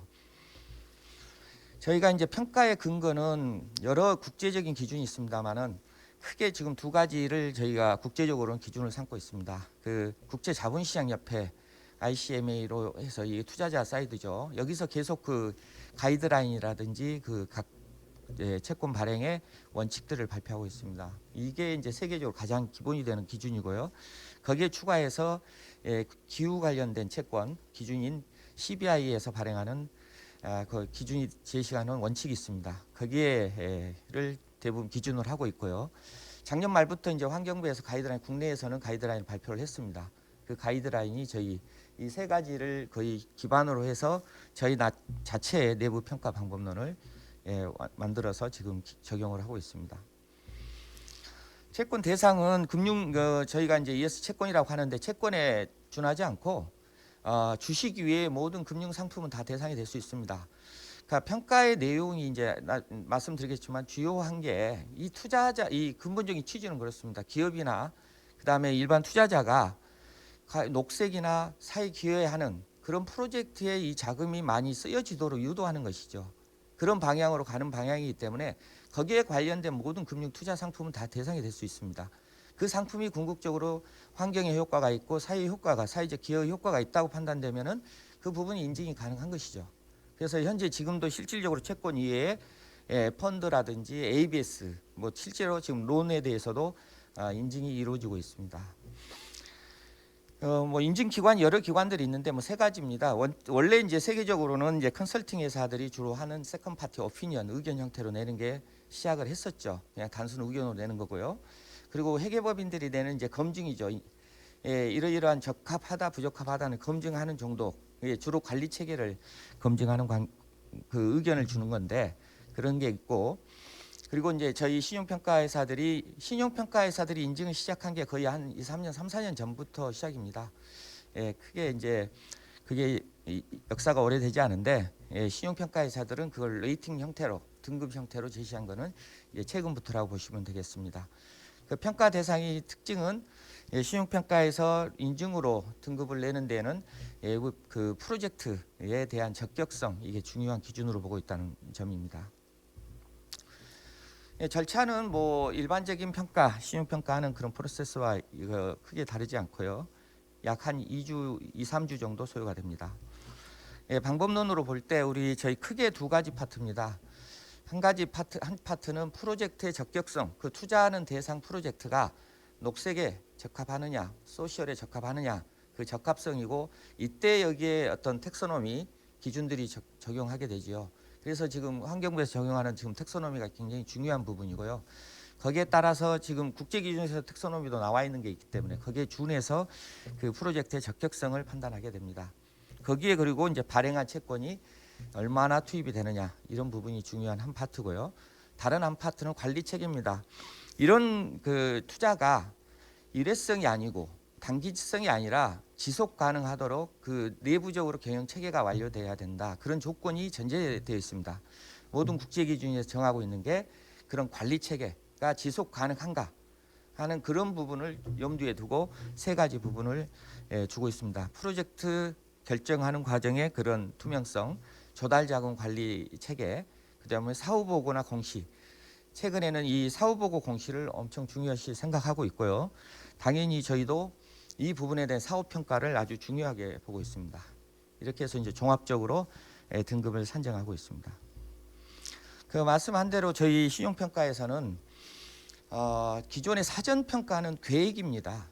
앞으로 저희 평가 포인트는 과거가 아니고 지나왔을 때 그 기업이 잘했다 못했다를 평가를 하는 게 아니라 그 기업이 앞으로 어떤 데 어디에 투자할 것이고 앞으로 어떤 사업을 어떤 전략을 가지고 ESG 경영을 할 것인가 뭐 이런 부분의 포인트를 보고 있기 때문에 사전에 평가하는 것은 이제 많은 그 논란들이 있는데 사전에 평가하는 회사들의 등급이 거의 다 1등급이고 다 동일하더라 이런 얘기가 있는데요. 거의 사전에는 어떠한 규정에 맞춰서 인증을 하는 단계이기 때문에 거의 맞춰가는 것이죠. 대부분이 지금 7, 80개 업체들이 의뢰했지만 실제로 발행되는 것은 맞는 기업이 한 20개 정도밖에 안 된다는 얘기입니다. 그만큼 이제 사전에 검증 단계는 사전에는 계획과 그런 현재의 어떤 체계를 바탕으로 인증 검토를 하는 거고 이거가 1년 후, 2년 후에 이대로 계획한 게 이행되는가의 평가가 중요한 것이죠. 그래서 사후에 1년 후, 2년 후에 사전에 계획했던 게 제대로 평가가 이루어져야 되는 거 이걸 강조하고 있습니다. 저희 신용평가에서는 그래서 반드시 사후 1년 후, 2년 후 그 기업에 지속적으로 이행하는 정도를 중요시해서 지금 평가를 한다는 점 말씀드리고요. 마지막으로 이제 우리 이제 기업이 최근에 이제 발행이 많다 보니까 관심들이 굉장히 많죠. 그러나 이제 지금 기업들이 굉장히 부족합니다. 이해도도 부족하고 그 많은 준비도 안 돼 있습니다. 아직 시행착오라든지 혼란도 있고 그런데 지금 아직 한국 시장은 극히 초기 단계라고 생각합니다. 갑자기 붐이 와서 그렇긴 한데 앞으로 이제 갈수록 정착되어 갈 것이라고 보고 있고요. 저희는 여러 가지 방면에서 어쨌든 이 부분이 앞으로 잘 정착되어서 시장에 크게 기여할 수 있도록 계속해서 노력할 해갈 예정입니다. 이상입니다. 감사합니다.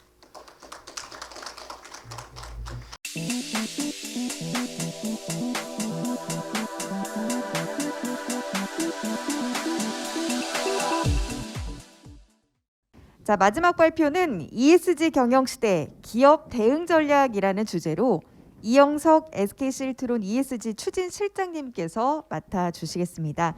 이영석 부사장님께서는 단상으로 올라와 주시길 부탁드립니다.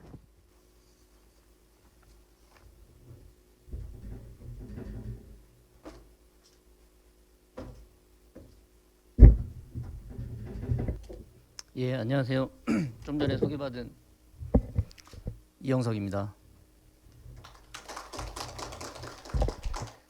제가 어젯밤에 구미에서 올라왔는데 그 구미는 저 벚꽃이 많이 피어가지고 정말 봄이 왔구나 생각했는데 저희 이 서울 여의도에 오니까 좀 쌀쌀하네요. 이 회의실만 그런 건지.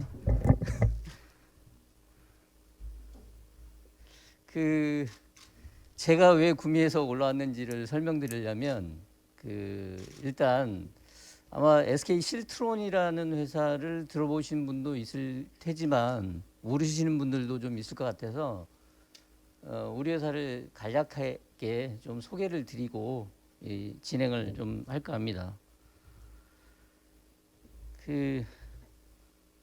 오른쪽에 있는 그림들은 보신 적이 있으신가요? 이건 이제 좀 구체적으로 말씀드리면 패턴 웨이퍼라 그러는데 이 패턴 웨이퍼의 기초 소재가 되는 이 실리콘 웨이퍼를 만드는 회사입니다. 그러니까 다결정 구조의 폴리실리콘을 녹여서 일정 온도로 고온으로 녹여서 이제 멜팅 시킨 다음에 큰 인곳으로 만들어서 이걸 잘라내서 깨끗하게 클리닝 한 다음에 이제 칩메이커 쪽으로 공급을 하게 되는데요. 보시면 알겠지만 이제 국내에는 삼성전자, 하이닉스를 비롯해서 해외 고객에는 TSMC, 뭐 인텔, 뭐 마이크론, 글로벌 파운드리, 아마 여러분들이 신문지상에서 들어보셨던 모든 반도체 회사에는 실트론의 웨이퍼가 공급이 된다, 이렇게 보시면 될 것 같습니다. 그리고 요거는 제가 SiC 웨이퍼라는 걸 좀 설명드리기 위해서 좀 준비를 했는데 최근에 이제 EV, 그러니까 전기 자동차가 굉장히 두각을 나타내고 있죠. 그래서 이제 배터리도 많이 만들고 있고 이제 LG도 그렇고 SK도 그렇고 삼성도 그렇고. 근데 저희는 이제 이 EV 쪽에 또 EV용 반도체를 만드는 SiC 웨이퍼도 만들고 있습니다. 이 공장이 이제 저희가 미국 듀폰사에서 인수를 해가지고 미국에서 만들고 있는데 아마 이 시장이 굉장히 커질 거다. 여기 있는 기자분들이 많이 오셔가지고 잘 알 것 같은데 제가 이렇게 좀 설명을 좀 드리겠습니다. 제가 지금 이제 SiC 웨이퍼하고 SiC 웨이퍼를 말씀드렸는데 이걸 좀 달리 말씀을 드리면 저희가 공장을 4개를 운영하고 있는 겁니다. 한국에 3개, 미국에 하나. 이 공장을 가지고 있다는 이유만으로 리스크가 되는 거거든요. ESG 관점에서 보면. 그래서 이제 지금부터 왜 저희가 ESG 경영을 중요하게 생각하고 ESG 추진실까지 만들어서 기업이 대응을 하고 있고 이런 것들을 한번 찾아가는 거를 여기 계신 분들과 한번 말씀을 나눠보도록 하겠습니다. 실제로 이 기업 가치 패러다임이 바뀌고 있죠. 지금 앞서 많은 분들이 얘기를 해주셨는데 사실 그동안에는 왼편에 있는 것처럼 재무적 관점의 경영 전략만 필요했습니다. 이게 이제 저희가 SK에서 얘기할 때는 EV라고 얘기를 하거든요. 이코노믹 밸류라고 얘기하는 건데 그동안에 여러분들이 전자공시 다트를 통해서 보셨던 기업 보고서에 다 공시가 됐던 내용입니다. 얼마나 매출이 일어나고 얼마나 영업이익을 벌고 있는지 회사가 그런 거에 대해서 얘기를 했었는데 이제는 바뀌고 있다는 거죠. 특히 이 비재무적 관점의 경영 전략이 중요해지면서 이 비재무 성과를 어떻게 만들고는 있는지 아까 이제 한국 기업 지배구조원에서 이 정보 공개 중요성에 대해서 얘기를 했는데 이 부분도 분명히 이제 준비를 해야 된다. 공시를 해야 되고 ESG 가치, 그러니까 저희 SK 용어로는 이제 또 소셜 밸류라고 하는데 이 가치들이 어떻게 만들어지고 있는지를 이제 얘기를 해야 됩니다. 그러면 여기서 다시 한번 제가 ESG에 따른 경영 환경 변화, 그러니까 왜 우리가 이걸 하고 있는지를 좀 말씀드리고 싶은데요. 첫 번째는 글로벌 규제입니다. 1992년도에 기후변화협약에서 시작해가지고 교토 정서, 최근에 파리기후 협정까지 사실 한 30년 동안 준비를 많이 했어요. 근데 그게 잘 안 됐습니다. 왜냐하면 국가 간, 산업 간 첨예한 이해관계가 있기 때문에 사실 이게 잘 아시는 것처럼 미국만 해도 트럼프 때는 파리기후 협정 탈퇴하면서 오히려 석유 채굴하는 업체 장려했지 않습니까? 근데 최근 다른 분위기가 감지되고 있어요. 바이든 정부가 들어서면서 저탄소를 넘어서 탈탄소를 얘기하고 있고 2050년까지 넷제로 만들겠다 이렇게 얘기하고 있고요. 거기보다 더 발빠르게 움직이고 있는 EU 같은 경우는 환경부에서도 잘 아시겠지만 이미 법안을 준비 중이에요. 무슨 법안이냐면 탄소 국경 조정, 이른바 탄소 국경세를 준비하고 있습니다. 탄소 국경세를 2023년부터 부과하겠다. 그러니까 어떤 국가나 기업에서 탄소를 많이 배출하는 상품에 대해서는 그 세금을 부과하겠다는 건데 사실상 추가관세나 마찬가지거든요. 그게 저희 지금 얼마 전에 저희가 그 신문에도 보도가 됐습니다만 EU, 미국, 중국 대상으로 한국 기업이 지불해야 될 탄소 국경세가 약 1조 8천억입니다. 그 돈을 지불하면서 저희가 수출을 해야 돼요. 그래서 이런 부분이 있기 때문에 글로벌 규제에 대비를 해야 된다. 이게 가장 중요한 거고, 두 번째는 이해관계자의 변화입니다. 제가 파이낸셜 소사이어티 변화라고 얘기했는데 이걸로 한번 좀 설명을 좀 드려보겠습니다. 엑선모빌이라는 회사가 있습니다. 미국에서 가장 큰 그 석유 채굴 정제 업체인데 그 아시는 분도 있겠지만 작년 9월에 다우지수에서 퇴출이 됐어요. 그게 왜 그러냐면 그동안에 그 주주들이 그 직전까지도 니네들 이 서울 그 석유 채굴 정제하는 거 비중 줄이고 다른 신재생 에너지 쪽으로 돌려라 이렇게 했는데 말을 듣지 않았죠. 엑선모빌이 지나친 경영 간섭이다 하면서 그냥 무시하고 갔어요. 근데 투자자들이 변하기 시작했고 그래? 그렇게 말 안 들면은 우리가 지분을 내다 팔겠어. 그래서 한 80에서 100불 가던 그 주가가 한 30불로 떨어졌고요. 실제로 다우지수에서 퇴출되는 사실 엑선모빌 입장에서 보면 굉장히 수모죠. 이런 일이 있었습니다. 그리고 아까 저기 앞서 또 블랙록 얘기하셨는데 레리 핑크 회장은 매년 16회원 통해 가지고 이런 ESG 그러니까 지속 가능한 기업이 아니면 우리가 투자하지 않겠다. 우리 MPS도 22년까지 전체 기금운용 자산의 50%를 ESG에 투자하겠다. 실제로 한국 기업에 그런 게 있었습니다.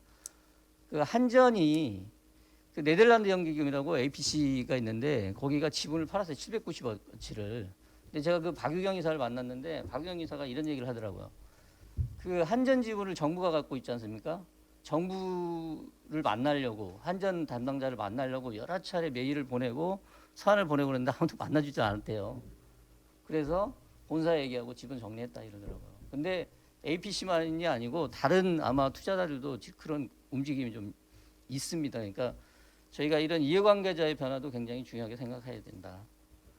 세 번째는 사실 그 경쟁기업 입장인데요. 요거는 제가 이따가 말씀드릴 아리백에 연관지어서 제가 좀 설명을 드리겠습니다. 그리고 마지막으로는 사실 생태계 변화인데 사실 저희가 생태계 변화하면 자주 등장하는 게 북극곰이죠. 이 부분에 대해서는 제가 굳이 설명 안 드려도 아실 거라고 생각해서 넘어가도록 하겠습니다. 이게 이제 대표적으로 제가 이 사진을 보여드리는 이유는 사실 기업 입장에서는 상당히 상징적인 사진입니다. 이게 어디냐면 국내에서 가장 큰 그 S그룹 본사인데 거기 재생에너지 비율이 상당히 낮거든요. 1% 미만이기 때문에 그걸 올려달라. 모범을 보여주면 아마 많은 기업들이 동참을 할 거다.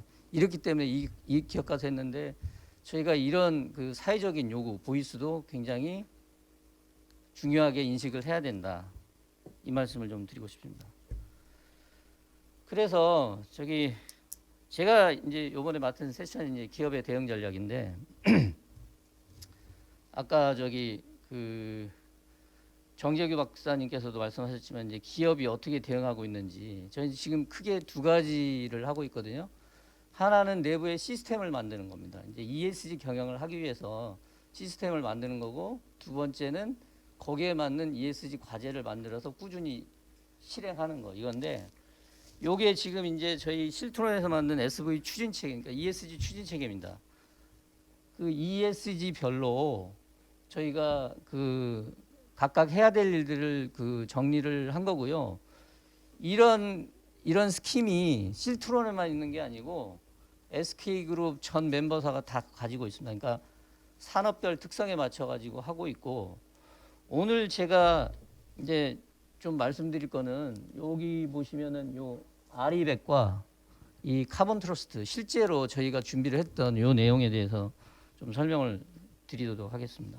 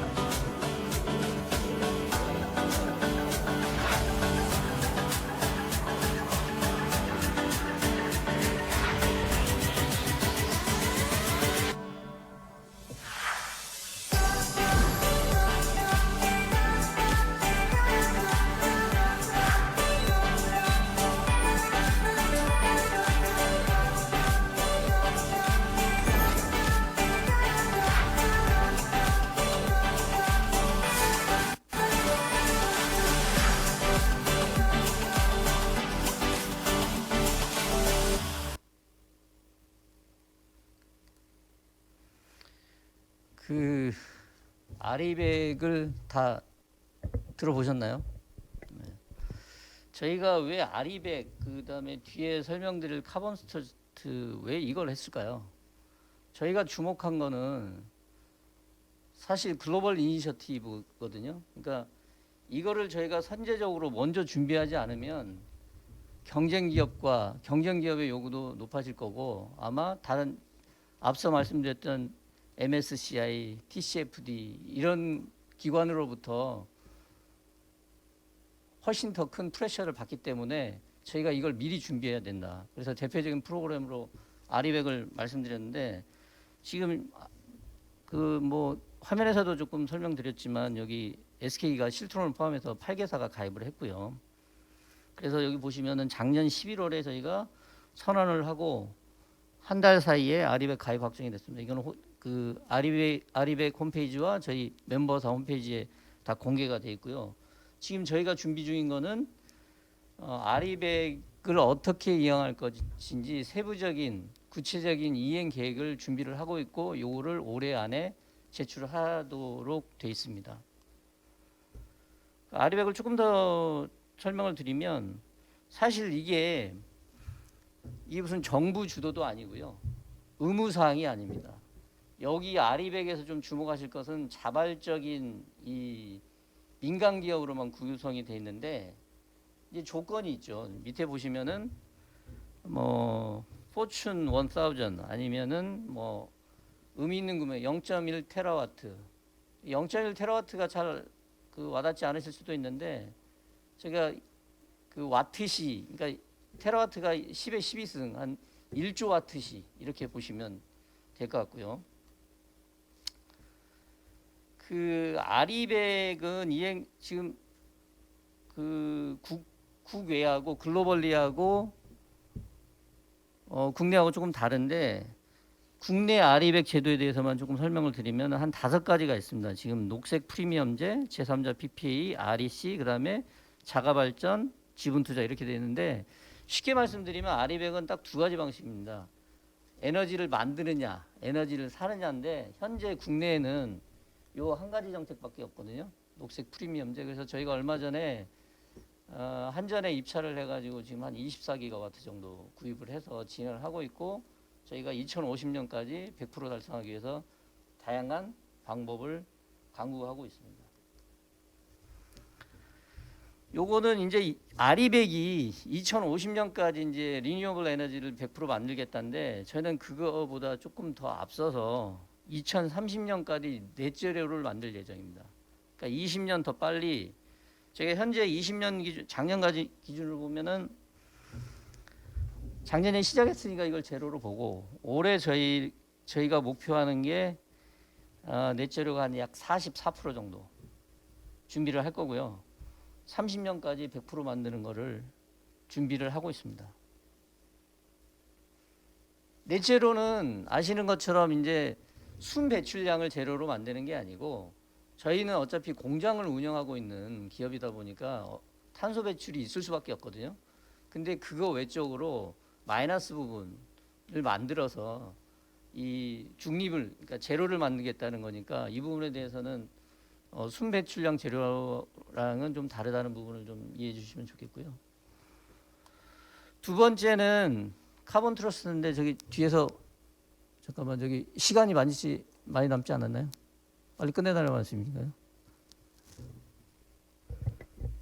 저 두 번째로 카본 트러스트에 대해서 말씀드리겠습니다. 카본 트러스트 역시 저희가 주목한 거는 저거였어요. 이거를 빨리 하지 않으면 경쟁국 기업보다 빨리 해야 되겠다. 그래야 우리가 글로벌 마켓에서 승산이 있겠다. 이 생각을 해서 한 거고요.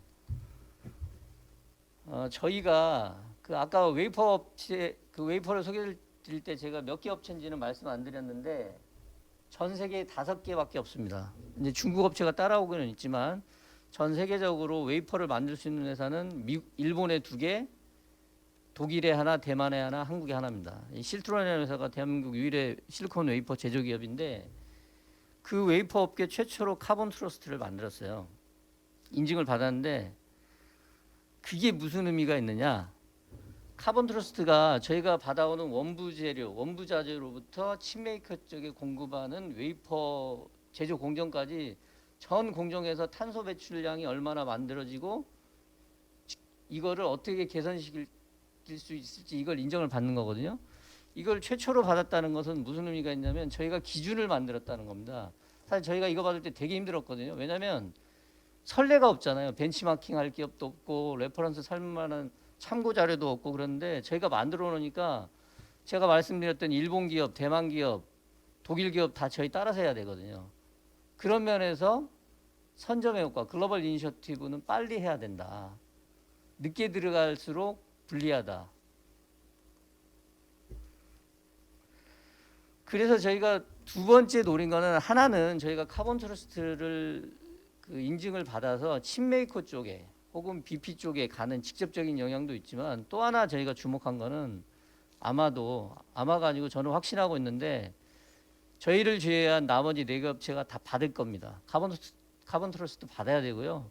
칩메이커도 받아야 됩니다. 그렇게 된다면 아마도 모든 웨이퍼 업체, 모든 세미컨 인더스트리에 속해 있는 기업들이 받게 되면은 아마 탄소를 또 배출하는 양이 절대적으로 감소할 거라고 저희가 믿기 때문에 그런 관점에서도 저희가 먼저 받은 거예요. 아마 따라오게 될 것이다. 그래서 요 뒷장들은 이제 저희가 실제로 어떻게 카본 트러스를 받고 했는지 고객사한테 보낸 거거든요. 저기 요 밑에 보시면 알겠지만 저 ESG 추진실장과 품질보증본부장 두 사람의 명의로 고객사한테 다 보냈습니다. 이런 게 의미가 있고 이 카본 트러스트를 받은 웨이퍼를 쓰는 게 친환경 저탄소에 기여를 하는 것이다. 이런 거를 어필을 한 거죠.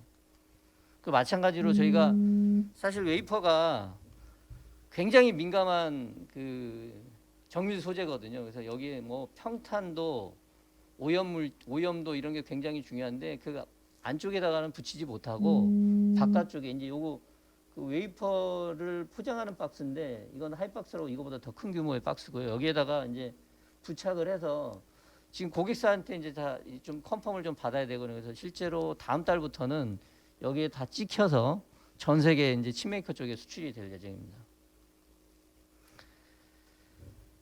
그리고 이 넥스트는 제가 글로벌 이니셔티브에 그래서 중요성에 대해서 말씀드렸잖아요. 저희가 지금 받은 거는 이 R200과 카본 트러스트인데 저희는 실트로는 저희 자체적으로 환경 분야 아까 말씀하셨지만 지금 환경 분야가 제일 중요하다고 말씀하셨는데 환경 분야에서 기후, 토양물 3대 중점 분야를 선정을 했거든요. 그래서 각각의 영역에서 영향력이 가장 크고 국제적으로 인정을 받을 만한 이니셔티브를 추가적으로 준비를 하고 있습니다. 그래서 이런 것들을 추가적으로 받게 되면 우리도 직접적인 그 영향력을 미치겠지만 다른 기업들도 분명히 따라올 거다 이렇게 생각을 하고 있습니다.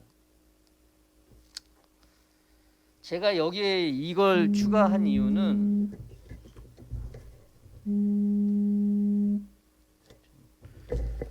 그 여기를 잘 보시면 처음에 그 저희가 지금 하고 있는 배출권 거래제 도입이 EU에서 05년도에 시작을 했는데 국내에는 15년도에 시작했거든요. 10년의 갭이 있었습니다. 근데 제 밑에를 한번 보기. EU 그린딜 선언한 이후에 6개월 만에 한국에서 현 정부가 그린 뉴딜 정책 발표했죠. 이 ESG의 시계가 굉장히 빨라지고 있다. 이거는 기업 입장에서 보면 이제 EU나 미국에서 발표하는 정책이 바로 우리한테 올 거다. 이거를 의미하는 겁니다. 그래서 이제 제가 볼 때 EU, 미국 이제 따로 없을 겁니다. 중국도 지금 뭐 10년은 되었지만 2060년까지 넷제로 만들겠다고 하고 있고 이런 상황이기 때문에 어디에서건 발표하는 정책이 기업한테는 특히나 저희 수출을 하고 있는 기업 입장에서는 굉장히 이제 그 점점 더 급해지고 있다. 이 말씀을 드리기 위해서 제가 이걸 좀 넣었고요. 사실 뒤쪽에 생물 다양성 변화까지 얘기하면은 너무 길어지니까 일단 제가 이렇게만 표시한 거는 현재 우리가 지금 어디쯤에 와 있을까요? 요쯤 아닐까요? 요쯤? 이게 지금 저희가 팬데믹 때문에 2년째 지금 힘들어하고 있는데 이 이후에는 더 큰 위기가 있습니다. 지금 요거 보시면은 아마 이렇게 올 거거든요. 그래서 지금은 특히 클라이밋 체인지 여기에 대해서 대비하기 위해서 특히 저희가 지금 말씀드렸던 RE100 카본 트러스트 주목하고 있는 거고 이 기업이 이제 혼자만 이제 돈만 벌어서는 이제 안 되잖아요. 국영수만 잘하는 시대는 완전히 갔다. 국영수 외에 다른 과목들을 더 잘해야 되고 그런 입장에서 보면 이제 그 사회를 구성하는 기업 입장에서 이건 두고만 볼 수 없기 때문에 ESG는 빨리 해야 되고 모든 기업들이 그러니까 여전히 저도 그런 고민을 하고 있습니다. 뭐 찬반의 논란도 아직도 있고 뭐 그런 뭐 기업들은 여전히 뭐 고민도 많이 하고 계신 이런 데들도 있는데 저는 이 자리 빌어서 말씀드리고 싶은 거는 빨리 해야 된다. 지금도 늦었다. 이 말씀을 드리고 싶습니다. 기업들은 빨리 더 움직이셔야 됩니다. 이상으로 저희 실트론 사례 말씀드렸고요. 뭐 작아나마 뭐 기업 대응 전략에 좀 도움이 되셨으면 합니다. 감사합니다.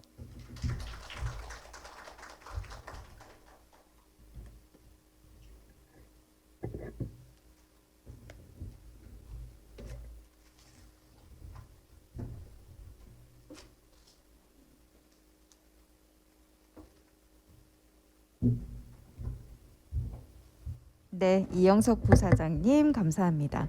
SK 실트론뿐만 아니라 SK 그룹 전체가 이 지속 가능 경영에 대해서 또 얼마나 고민을 하고 있고 또 어떤 미래를 꿈꾸는지 그 관련 내용을 함께 살펴볼 수 있었던 시간이었던 것 같습니다. 자, 마지막 순서는 패널 토론입니다. 토론에 참여하시는 패널 분들은 무대 정리가 끝나는 대로 무대 단상으로 올라와 주시면 되겠습니다.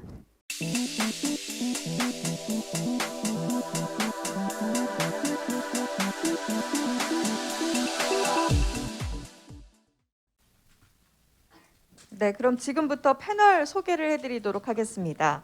앞서 발표자로 나오신 이정용 환경부 녹색산업혁신 과장님 함께하십니다. 한국기업지배구조원 정생규 박사님 함께하십니다.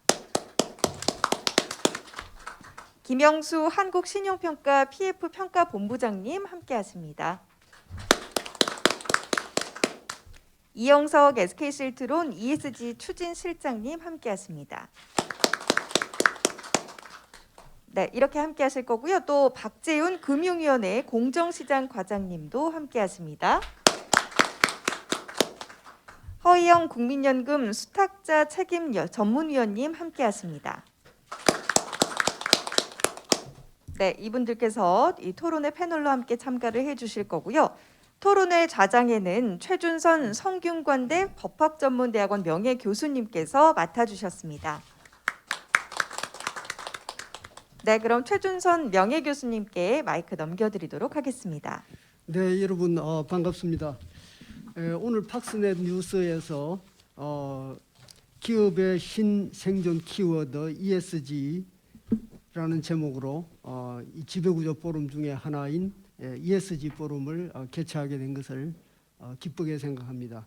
특히 이성호 팍스넷 뉴스 대표님께서 이런 멋진 자리를 만들어 주셔서 감사드립니다. 오늘 정말 제가 쭉 처음부터 끝까지 들었는데 정말 멋진 지금 현재 ESG가 어디까지 와 있는가, 이 시대의 화두인데 기업들은 굉장히 당황하고 있는 것 같습니다. 이게 뭔가, 어디까지 가야 되나, 뭐를 해야 되지, 평가는 어떻게 하고 결과는 어떻게 될 것인가, 다들 너무나 궁금해하고 있는데 오늘 상당히 인사이트 있는 그런 발표를 해주셨습니다.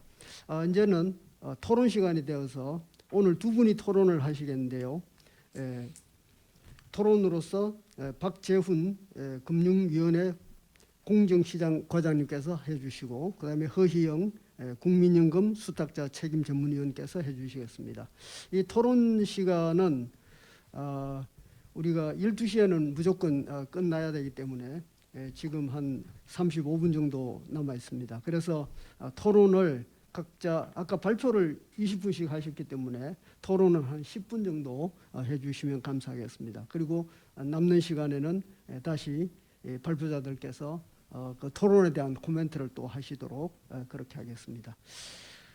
그러면 여기 순서대로, 여기 적혀 있는 순서대로 그냥 하도록 하겠습니다. 우선 박재훈 금융위원회 공정시장 과장님께서 한번 좋은 말씀을 해주시기 부탁드립니다.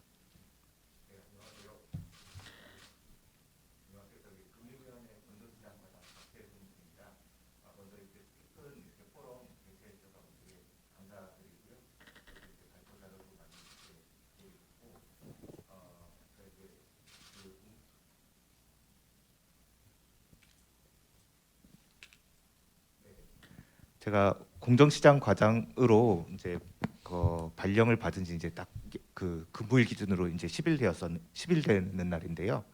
제가 이제 딱 이제 인사가 나고 여기저기서 좀 연락을 많이 받았는데 저희 과가 일단 하는 업무는 뭐 그 증권시장의 이제 불공정 거래 제도 개선이라든지 그다음에 공시 업무 그런 거 관련하는데, 여기저기서 이제 연락이 오면서 이제 되게 많이 들었던 얘기가 요즘 ESG 굉장히 화두인데 그거 이제 공정시장과에서 많이 이제 고민을 해줬으면 좋겠다, 이런 얘기를 많이 받았었습니다.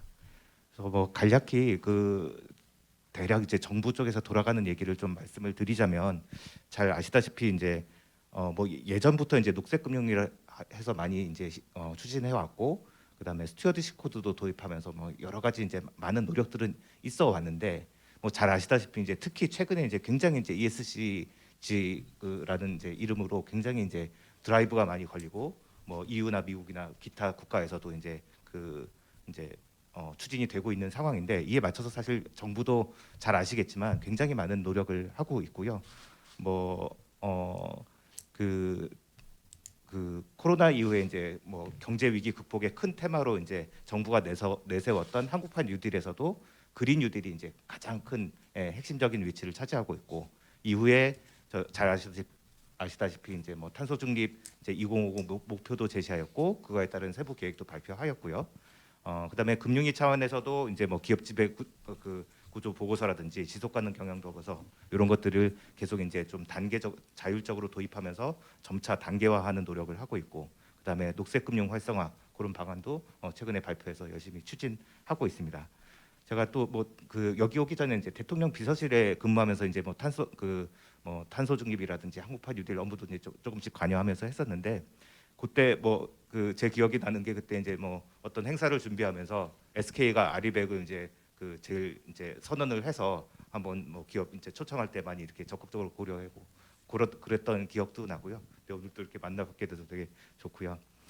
그런 상황이고, 또 한편으로 보면은 이제 국회 쪽에서도 굉장히 이제 적극적으로 많은 논의가 이루어지고 있는데, 특히 이제 저희가 이제 자본시장 법을 담당하다 보니까 이 ESG 관련된 기업들의 상황들을 좀 공시하는 거를 되게 의무화하자, 이거를 저희가 이제 뭐 자율적으로 해서 단계적으로 의무화하는 플랜을 짜놓긴 했는데, 더 이제 이 뭐 다양한 이제 논의들이 있다 보니까 좀 더 그 일정을 당기자, 다양한 공시 의무를 확대하자, 강화하자, 이런 논의가 계속 있는 중이고, 지난 국회에도 그런 논의가 있었고, 아주 최근에 지난주에도 법안소위에서 요 주제로 법안소위에서 논의가 실제로 있었는데, 이게 한편으로는 이제 이게 이게 이제 기업의 이제 생존과 걸린 문제라서 당연히 해야 되는데도 불구하고 이제 또 한편으로는 이게 갑자기 도입되는 데 따른 이제 기업의 부담 등등 얘기해서 되게 이제 의원님들 간에 좀 의견들이 갈리면서 당장 이렇게 추진하는 거는 조금 이제 좀 더 이제 토론하는 그런 상태로 되어 있고요. 그래서 뭐 대략적인 상황을 좀 말씀드렸고, 저희가 이제 정부 쪽에서 이제 좀 고민하는 거는 어찌됐건 이런 부분이 굉장히 이제 드라이브가 세게 걸리고 있는데, 이 부분을 우리가 이제 국제 추세에 맞춰서 잘 해야 되는 게 목표이고, 어쨌든 이게 나갈 길이라면 우리가 어떤 식으로 전략을 짜서 차근차근 기업들에게도 필요한 일을 준비해 가면서 의무화를 적정한 수준으로 하면서, 그다음에 세계에 발맞춰서 우리가 어떤 그 국제 경제 그 세계에서 불이익을 받지 않고 괜찮게 나가고 있을지, 그런 것들을 고민을 함께 해야 된다고 생각하거든요. 그러다 보니 이제 뭐 아까 말씀드렸던 공시도 좀 자율적으로 하는 거에서 좀 더 이제 단계적으로 나아가고 그런 것들을 노력하는데, 제가 이제 또 뭐 오늘 여러 가지 말씀 주셨는데, 제가 이제 몇 가지 이제 좀 궁금하고 제가 고민하고 있는 것들 몇 가지 약간 좀 한번 말씀을 드려 보면, 이제 ESG 평가가 이제 다양한 방식으로 이루어지는데, 제가 이제 좀 본 바에 따르면 뭐 여러 가지 이제 뭐 그 항목이라든지 기준이라든지 이런 것들이 이제 제시는 된 걸로 알고 있는데, 그게 굉장히 아직은 뭐 정형화돼 있거나, 그러니까 그 어떤 한 대상 기업에 대해서 다양한 평가 기관이 평가가 일률적이지 않은 경우도 되게 많은 것 같고, 이런 것들이 이제 결국에는 어떤 자료도 축적되고 데이터도 축적되고 이제 시간이 걸리는 문제일 것 같긴 한데요. 이런 부분들을 좀 어떤 식으로 이제 계속 이제 고민을 해서 잘 해나가야 될지, 그런 부분이 고민이 많이 필요할 것 같고, 두 번째는 ESG가 어쨌든 세계적으로 이렇게 드라이브를 걸어서 열심히 한다. 정부도 필요한 규제를 만들고 좀 뭐 가이드라인도 제시하고 노력도 하고, 기업도 보니까 가만히 있으면 안 될 것 같다. 열심히 하는데, 만약 예를 들어서 어쨌든 ESG는 비정부적인 어떤 요소로 이루어진 건데, 이게 장기적으로 봤을 때 당연히 사회 문제에 고민을 하고 환경 문제에 대응하고 이런 것들이 좋구나라는 생각은 하지만, 막상 어떤 투자자 입장에서 얘네 이런 거 잘하니까 이만큼 투자하면 돈이 되겠구나라는 감은 솔직히 아직은 떨어지지 않을까라는 그런 생각이 들거든요. 그런 면에서는 기업들이 이제 자체적인 노력을 하면서도 어떤 국민들이 이런 ESG에 대한 인식을 계속 이제 개선할 수 있는 노력을 다양한 방법으로 하는 게 필요할 것 같은데, 그런 것들에 대해서 좀 어떤 뭐 기업이건 아니면 뭐 연구가 됐건 어떤 노력들을 하는 게 좋을지, 그런 것들이 좀 고민해 볼 필요가 있지 않나, 그렇게 생각을 해봤습니다. 감사합니다. 예, 아주 저 박재훈 과장님께서 정부 당국자의 한 사람으로서 아주 깊은 그 고민을 말씀해 주셨는데, 이것을 하는 것은 좋은데, 이제 또 한편으로 기업의 생존 문제라든지 기업의 부담, 너무 드라이버를 세게 걸면 또 기업들이 너무 부담스러워서 오히려 경쟁력이 떨어질 수도 있지 않느냐, 이런 또 말씀을 하셨습니다. 그래서 결국은 어떻게든 이 큰 이게 어떻게 보면 충격파인데, 이 충격파를 우리가 좀 연착륙할 수 있느냐, 잘 받아들여서 잘 조화롭게 할 수 있느냐 하는 문제입니다. 그래서 아까 또 이런 말씀하셨어요. 이게 스튜어십 코드하고 비슷하지 않느냐, 이제 이런 말씀하셨는데, 제 생각에도 이게 좀 제2의 스튜어십 코드가 될지 않을까, 이런 좀 걱정하는 면이 있습니다. 지금 이제 스튜어십 코드는 뭐 아시다시피 기관 투자자들의 그 모범 기준입니다. 지켜야 할 모범 기준인데, 이게 이제 ESG 모범 기준에 지금 약간 나와 있는 내용을 보면 뭐 좌초 자산, 무슨 환경 회계, 뭐 이런 표현이 막 나오는데, 이게 지금 학계에서 어떤 정립되어 있는 그런 개념이 아닌 것 같아요. 아직은 뭐 환경 회계라고 하면 지금 회계학자들이 이거 알고 있는지 이 좀 굉장히 좀 걱정스럽고, 뭐 인권 경영을 해야 한다라든지 무슨 환경 책임 보험에 가입을 해라든지, 이게 뭐 엄청 이게 부담을 느낄 것 같습니다. 환경 책임 보험, 이게 뭐 어떻게 해야 되는 겁니까? 이게 전부 다 이제 돈으로 연결이 될 것 같고요. 그리고 이제 뭐 또 예를 들어서 뭐 경영진의 과도한 퇴직 보상금 수령 제한, 동반 성장, 경영진의 보수 정책 산정 근거 설명 요구, 이런 거, 경영 승계를 공시해라. 아니 뭐 이거 우리 언제 죽을지도 모르는데 우선 경영 승계를 어떻게 하겠다는 걸 공시를 그거 어떻게 합니까? 그거 알아서 할 일이지 그걸 왜 또 공시를 해야 되는지 저는 좀 이런 것들이 너무 기업들에게 큰 부담을 주는 게 아닌가 그런 좀 우려가 들고 있습니다. 자 그러면 이제 제 말씀 그걸 하고 이어서 우리 허희영 항공대학교 경영학부 교수님 부탁드립니다. 예, 안녕하십니까. 저는 항공대학교에서 경영학을 가르칩니다. 근데 이제 비상건위원으로 지금 국민연금 수탁위 활동을 하고 있는데 요즘 참 3월이 바쁩니다. 주청 시즌이라서. 근데 연중 이제 저희가 한 달에 적어도 한 번 이상 회의를 하고 있고요. 그러다가 제가 좀 최준성 교수님께서 강력히 권하셔서 제가 좀 시즌이 바쁘긴 하지만 오늘 좀 공부 좀 할 겸 나왔습니다. 오늘 이 포럼 취지가 굉장히 좋습니다. 시기적으로 참 맞고요. 특히 팍스넷 뉴스가 이거 이렇게 선제적으로 신생존 키워드 ESG라고 하는 타이틀을 이렇게 뽑으셨는데 아주 시의적절한 그 포럼이고요. 그래서 제가 팍스넷 뉴스를 새로 봤습니다. 이게 신생 언론이 참 굉장히 빠르게 프리미엄 뉴스를 잘 생산할 수 있겠구나. 오늘 이 자리 만들어 주신 우리 이승호 대표님께 감사드립니다. 지금 이제 주제가 이제 생존 키워드 ESG인데 이 기업 경영을 하는 우리 이 대표 사장님도 계시고 하시지만 경영에는 패러다임이 없다. 그게 이제 대전제죠. 지금 잘 나가는 대기업, 글로벌 기업도 환경이 변하면은 그냥 그 환경의 그 패러다임을 바꿔서 따라가지 못하면 그냥 언제든지 소멸되는 게 이제 경영의 세계인데. 그래서 이 생존이라고 하는 것은 우리 자연인보다 훨씬 이 법인들은 수명도 짧고 새로운 환경이 등장하면 거기에 빠르게 순응을 해 나가야 되는데. 지금 ESG라고 하는 것은 어마어마한 지금 그 큰 조류가 트렌드가 이제 등장을 했고 아마도 이게 잠깐 왔다 갈 것 같지는 않은 생각이 듭니다.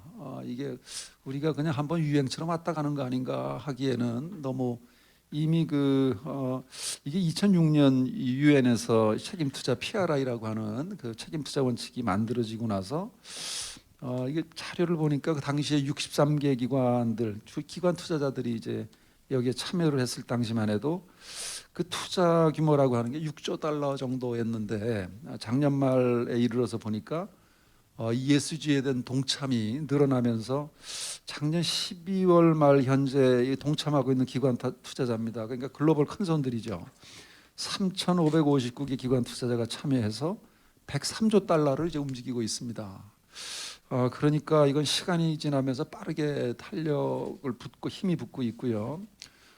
사실 그 기업의 가치라고 하는 것은 우리 국민연금에서는 투자를 결정할 때 기업 가치에 굉장히 집중을 하거든요. 그런데 기업 가치라고 하는 것은 이제 밸류인데 밸류를 결정하는 것은 결국 시장의 수요와 공급인데 이 증권 시장에서 자금의 수요와 공급에서 수요자 그 큰 손들은 연기금들이거든요. 그러니까 연기금들이 소위 착한 기업, 그러니까 지금 ESG에 충실한 기업을 가려내서 투자하겠다라고 하면 그 자금 수요가 늘어나면서 그 기업 가치는 올라가는 구조인 거죠. 따라서 이것은 큰 대세이고 우리도 이제 준비를 해야겠다.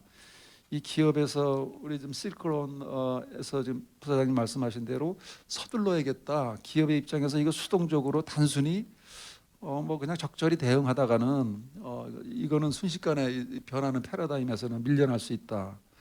그래서 있는 사업도 좀 강화하고 신사업 발굴을 한다거나 이런 것을 할 때 ESG를 중장기적인 아주 핵심 요소로 넣어서 전략을 짜라. 이제 그렇게 저는 이해를 했습니다.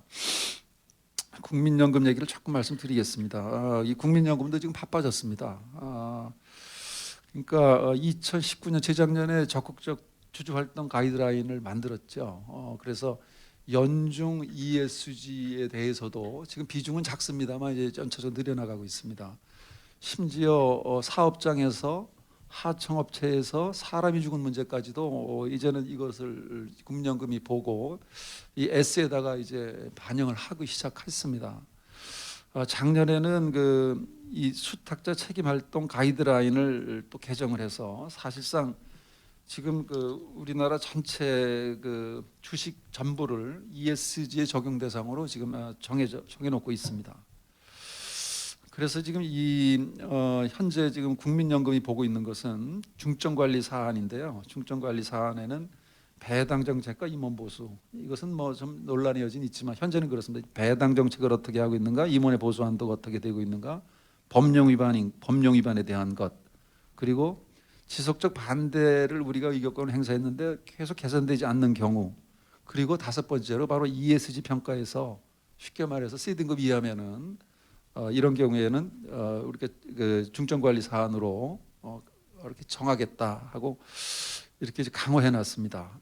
그러니까 ESG 쟁점에 대해서는 중대성을 평가합니다. 그래서 기업 가치 훼손했느냐, 주주권익을 침해했느냐 정도에 따라서 이제 비공개 대화를 정하고, 비공개 대화에서도 개선되지 않으면 비공개 관리 대상으로 정하고, 그러면서 이제 인게이지먼트 하는 단계를 이렇게 정해놓고 있는데요. 지금 국민연금은 이게 지금 책임이 굉장히 큽니다. 지금 작년 말로 벌써 833조 규모로 커져서 지금 ESG라고 하는 것이 이제 새로운 지표로, 투자 지표로 들어가지만, 더 중요한 것은 국민연금이 우리나라 자본시장의 전체 시가총액의 한 7.4%, 아마 금년에는 뭐 이게 더 늘어날 겁니다.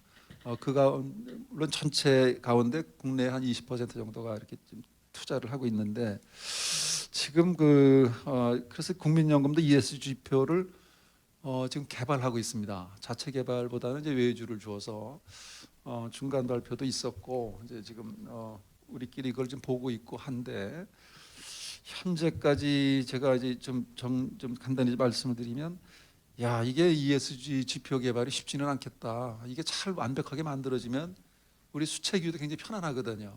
그건 그냥 나오는 계량화된 점수로 적용을 하면 되겠지만, 지금 글로벌리 이것에 대해서 인덱스가 어느 정도 되어 있는가, 외국에서 보면은 문제가 아직 그렇게 간단치가 않습니다. 그러니까 이미 개발이 되고 있는 지표들에 대해서도 많은 연구가 지금 되고 있고, 우리 국민연금 수책위원실에도 지금 박사들이 꽤 계세요. 그분들도 지금 계속 이런 데이터를 갖다 공부를 하고 있는데, 제가 오늘 이거 여기 나온다고 해서 내가 상임감사실에다가 좀 부탁을 했습니다. 이게 지금 굉장히 중요한 이슈가 되고 있는데 한번 거기서 그동안 했던 거를 좀 몇 가지 정리 좀 해보자. 그래서 제가 받은 거를 다시 정리를 해보니까, 지금 ESG 지표가 개발 중에 있고 이미 일부는 쓰고 있는데, 현재 드러난 문제점들이 이제 몇 가지가 있습니다. 첫째는 아까 발표들을 잘 해주셔서 이 재무 성과, 아까 2부의 경제적 부가가치 기준에 따라서 우리가 충실해 왔는데, 모든 재무 지표였는데 재무적 성과였는데, ESG는 이제 비재무적 성과인 거죠. 그래서 그 상관성, 그러니까 이 ESG하고 재무 성과 간의 어떤 상관성에 대해서 지금 실증 연구들을 많이 해보니까 아직도 이것을 받아들일 만큼 충분히 이것을 보장한다는 근거는 어디도 없습니다. 그래서 이것이 지금 가장 문제이고요. 물론 이제 시간이 지나면은 이 실증 연구라는 게 히스토리컬 데이터가 늘어나면은 상관성이 점점 올라가긴 하겠죠. 그러나 지금 이 도입 단계이기 때문에 이게 굉장히 좀 어렵습니다. 국내에서도 지금 이것을 개발하는 기관에서 지난번에 중간 발표를 해보니까 소위 그 상관계수가 상관성은 있습니다. 그러나 뭐 0.3 후반대에서 0.4 초반으로 나오니까 더 좋은 투자 지표들이 많이 0.9 이상의 상관성을 갖는 지표들이 있는데, 저것을 과연 쓰는데 우리 산업계나 투자자들이 혼란이 있지 않겠는가. 근데 이것은 이제 세계적인 현상입니다. 그리고 두 번째는 ESG 지표가 통일된 게 없습니다. 아직은. 그러니까 통일된 지표의 문제인데, 재무적 성과를 통해서 이 재무적 경로, 그러니까 재무적 성과와 이 경로를 설명하는 이 지표가 어느 것 하나 통일된 지표가 만들어지고 있지 않다. 따라서 지금 OECD에서도 지금 기본 원칙, 가이드라인, 이렇게 해라라는 가이드라인보다는 기본 원칙 정도만 제시되고 있습니다. 그리고 지금 뭐 지속가능회계기준위원회라고 SASB에서도 지금 현재 공시하고 있는 지표조차도 이 SASB에서는요 확인하는데, 그러니까 재무적 성과와 하나하나 ESG 이슈가 어떤 영향을 미쳤는가를 확인하는데 한 6년이 걸린다고 그럽니다. 6년이 걸리고 그것을 또 공시하는데도 또 모니터링하는데도 3개월을 모니터링하고, 그래서 지금은 도입하는 데 있어서 이 완성도가 매우 낮다, 그런 우려가 지금 국제적으로 있고요. 그렇다고 해서 이것을 그냥 무시할 수도 없고, 그런 점에서 지금 국민연금이 지금 굉장히 어렵습니다. 사실 국민연금은 ESG 이전에 지금 의결권 행사만을 놓고도 굉장히 지금 굉장히 촘촘하게 가이드라인을 만들어 놓고 있는데, 거기 ESG가 더해지는 단계라서 좀 아마 많은 공부도 해야 되고 연구도 해야 되고 이제 그런 과제를 안고 있습니다. 예. 네. 여기까지 하겠습니다. 네, 감사합니다. 시간 딱 맞춰가지고 두 분이 20분을 딱 쓰셨습니다. 저 허영 교수님께서는 이제 국민연금이 ESG를 기업 가치 평가에 반영하기 시작했다라는 말씀을 하셨고, 문제는 지표 개발이 너무나 어렵고 ESG와 재무성과의 상관성이 아직까지 명확하지 않다라고 하는 것, 그리고 이 지표에 통일성이 없다라고 하는 겁니다. 아직 갈 길이 멀고, 그러다 보니까 그린워싱 같은 위장된 그런 지표 막 내놓고 그렇게 자기들을 굉장히 열심히 하고 있다라는, 이렇게 선전은 하지만 실체는 없다는 이런 문제도 생기는 것 같습니다. 실제로 ESG와 관련해 가지고 프랑스의 다논이라는 회사, 우리 늘 먹는 에비앙이라든지 또 야쿠르트 생산하는 식품업체 다논 아닙니까?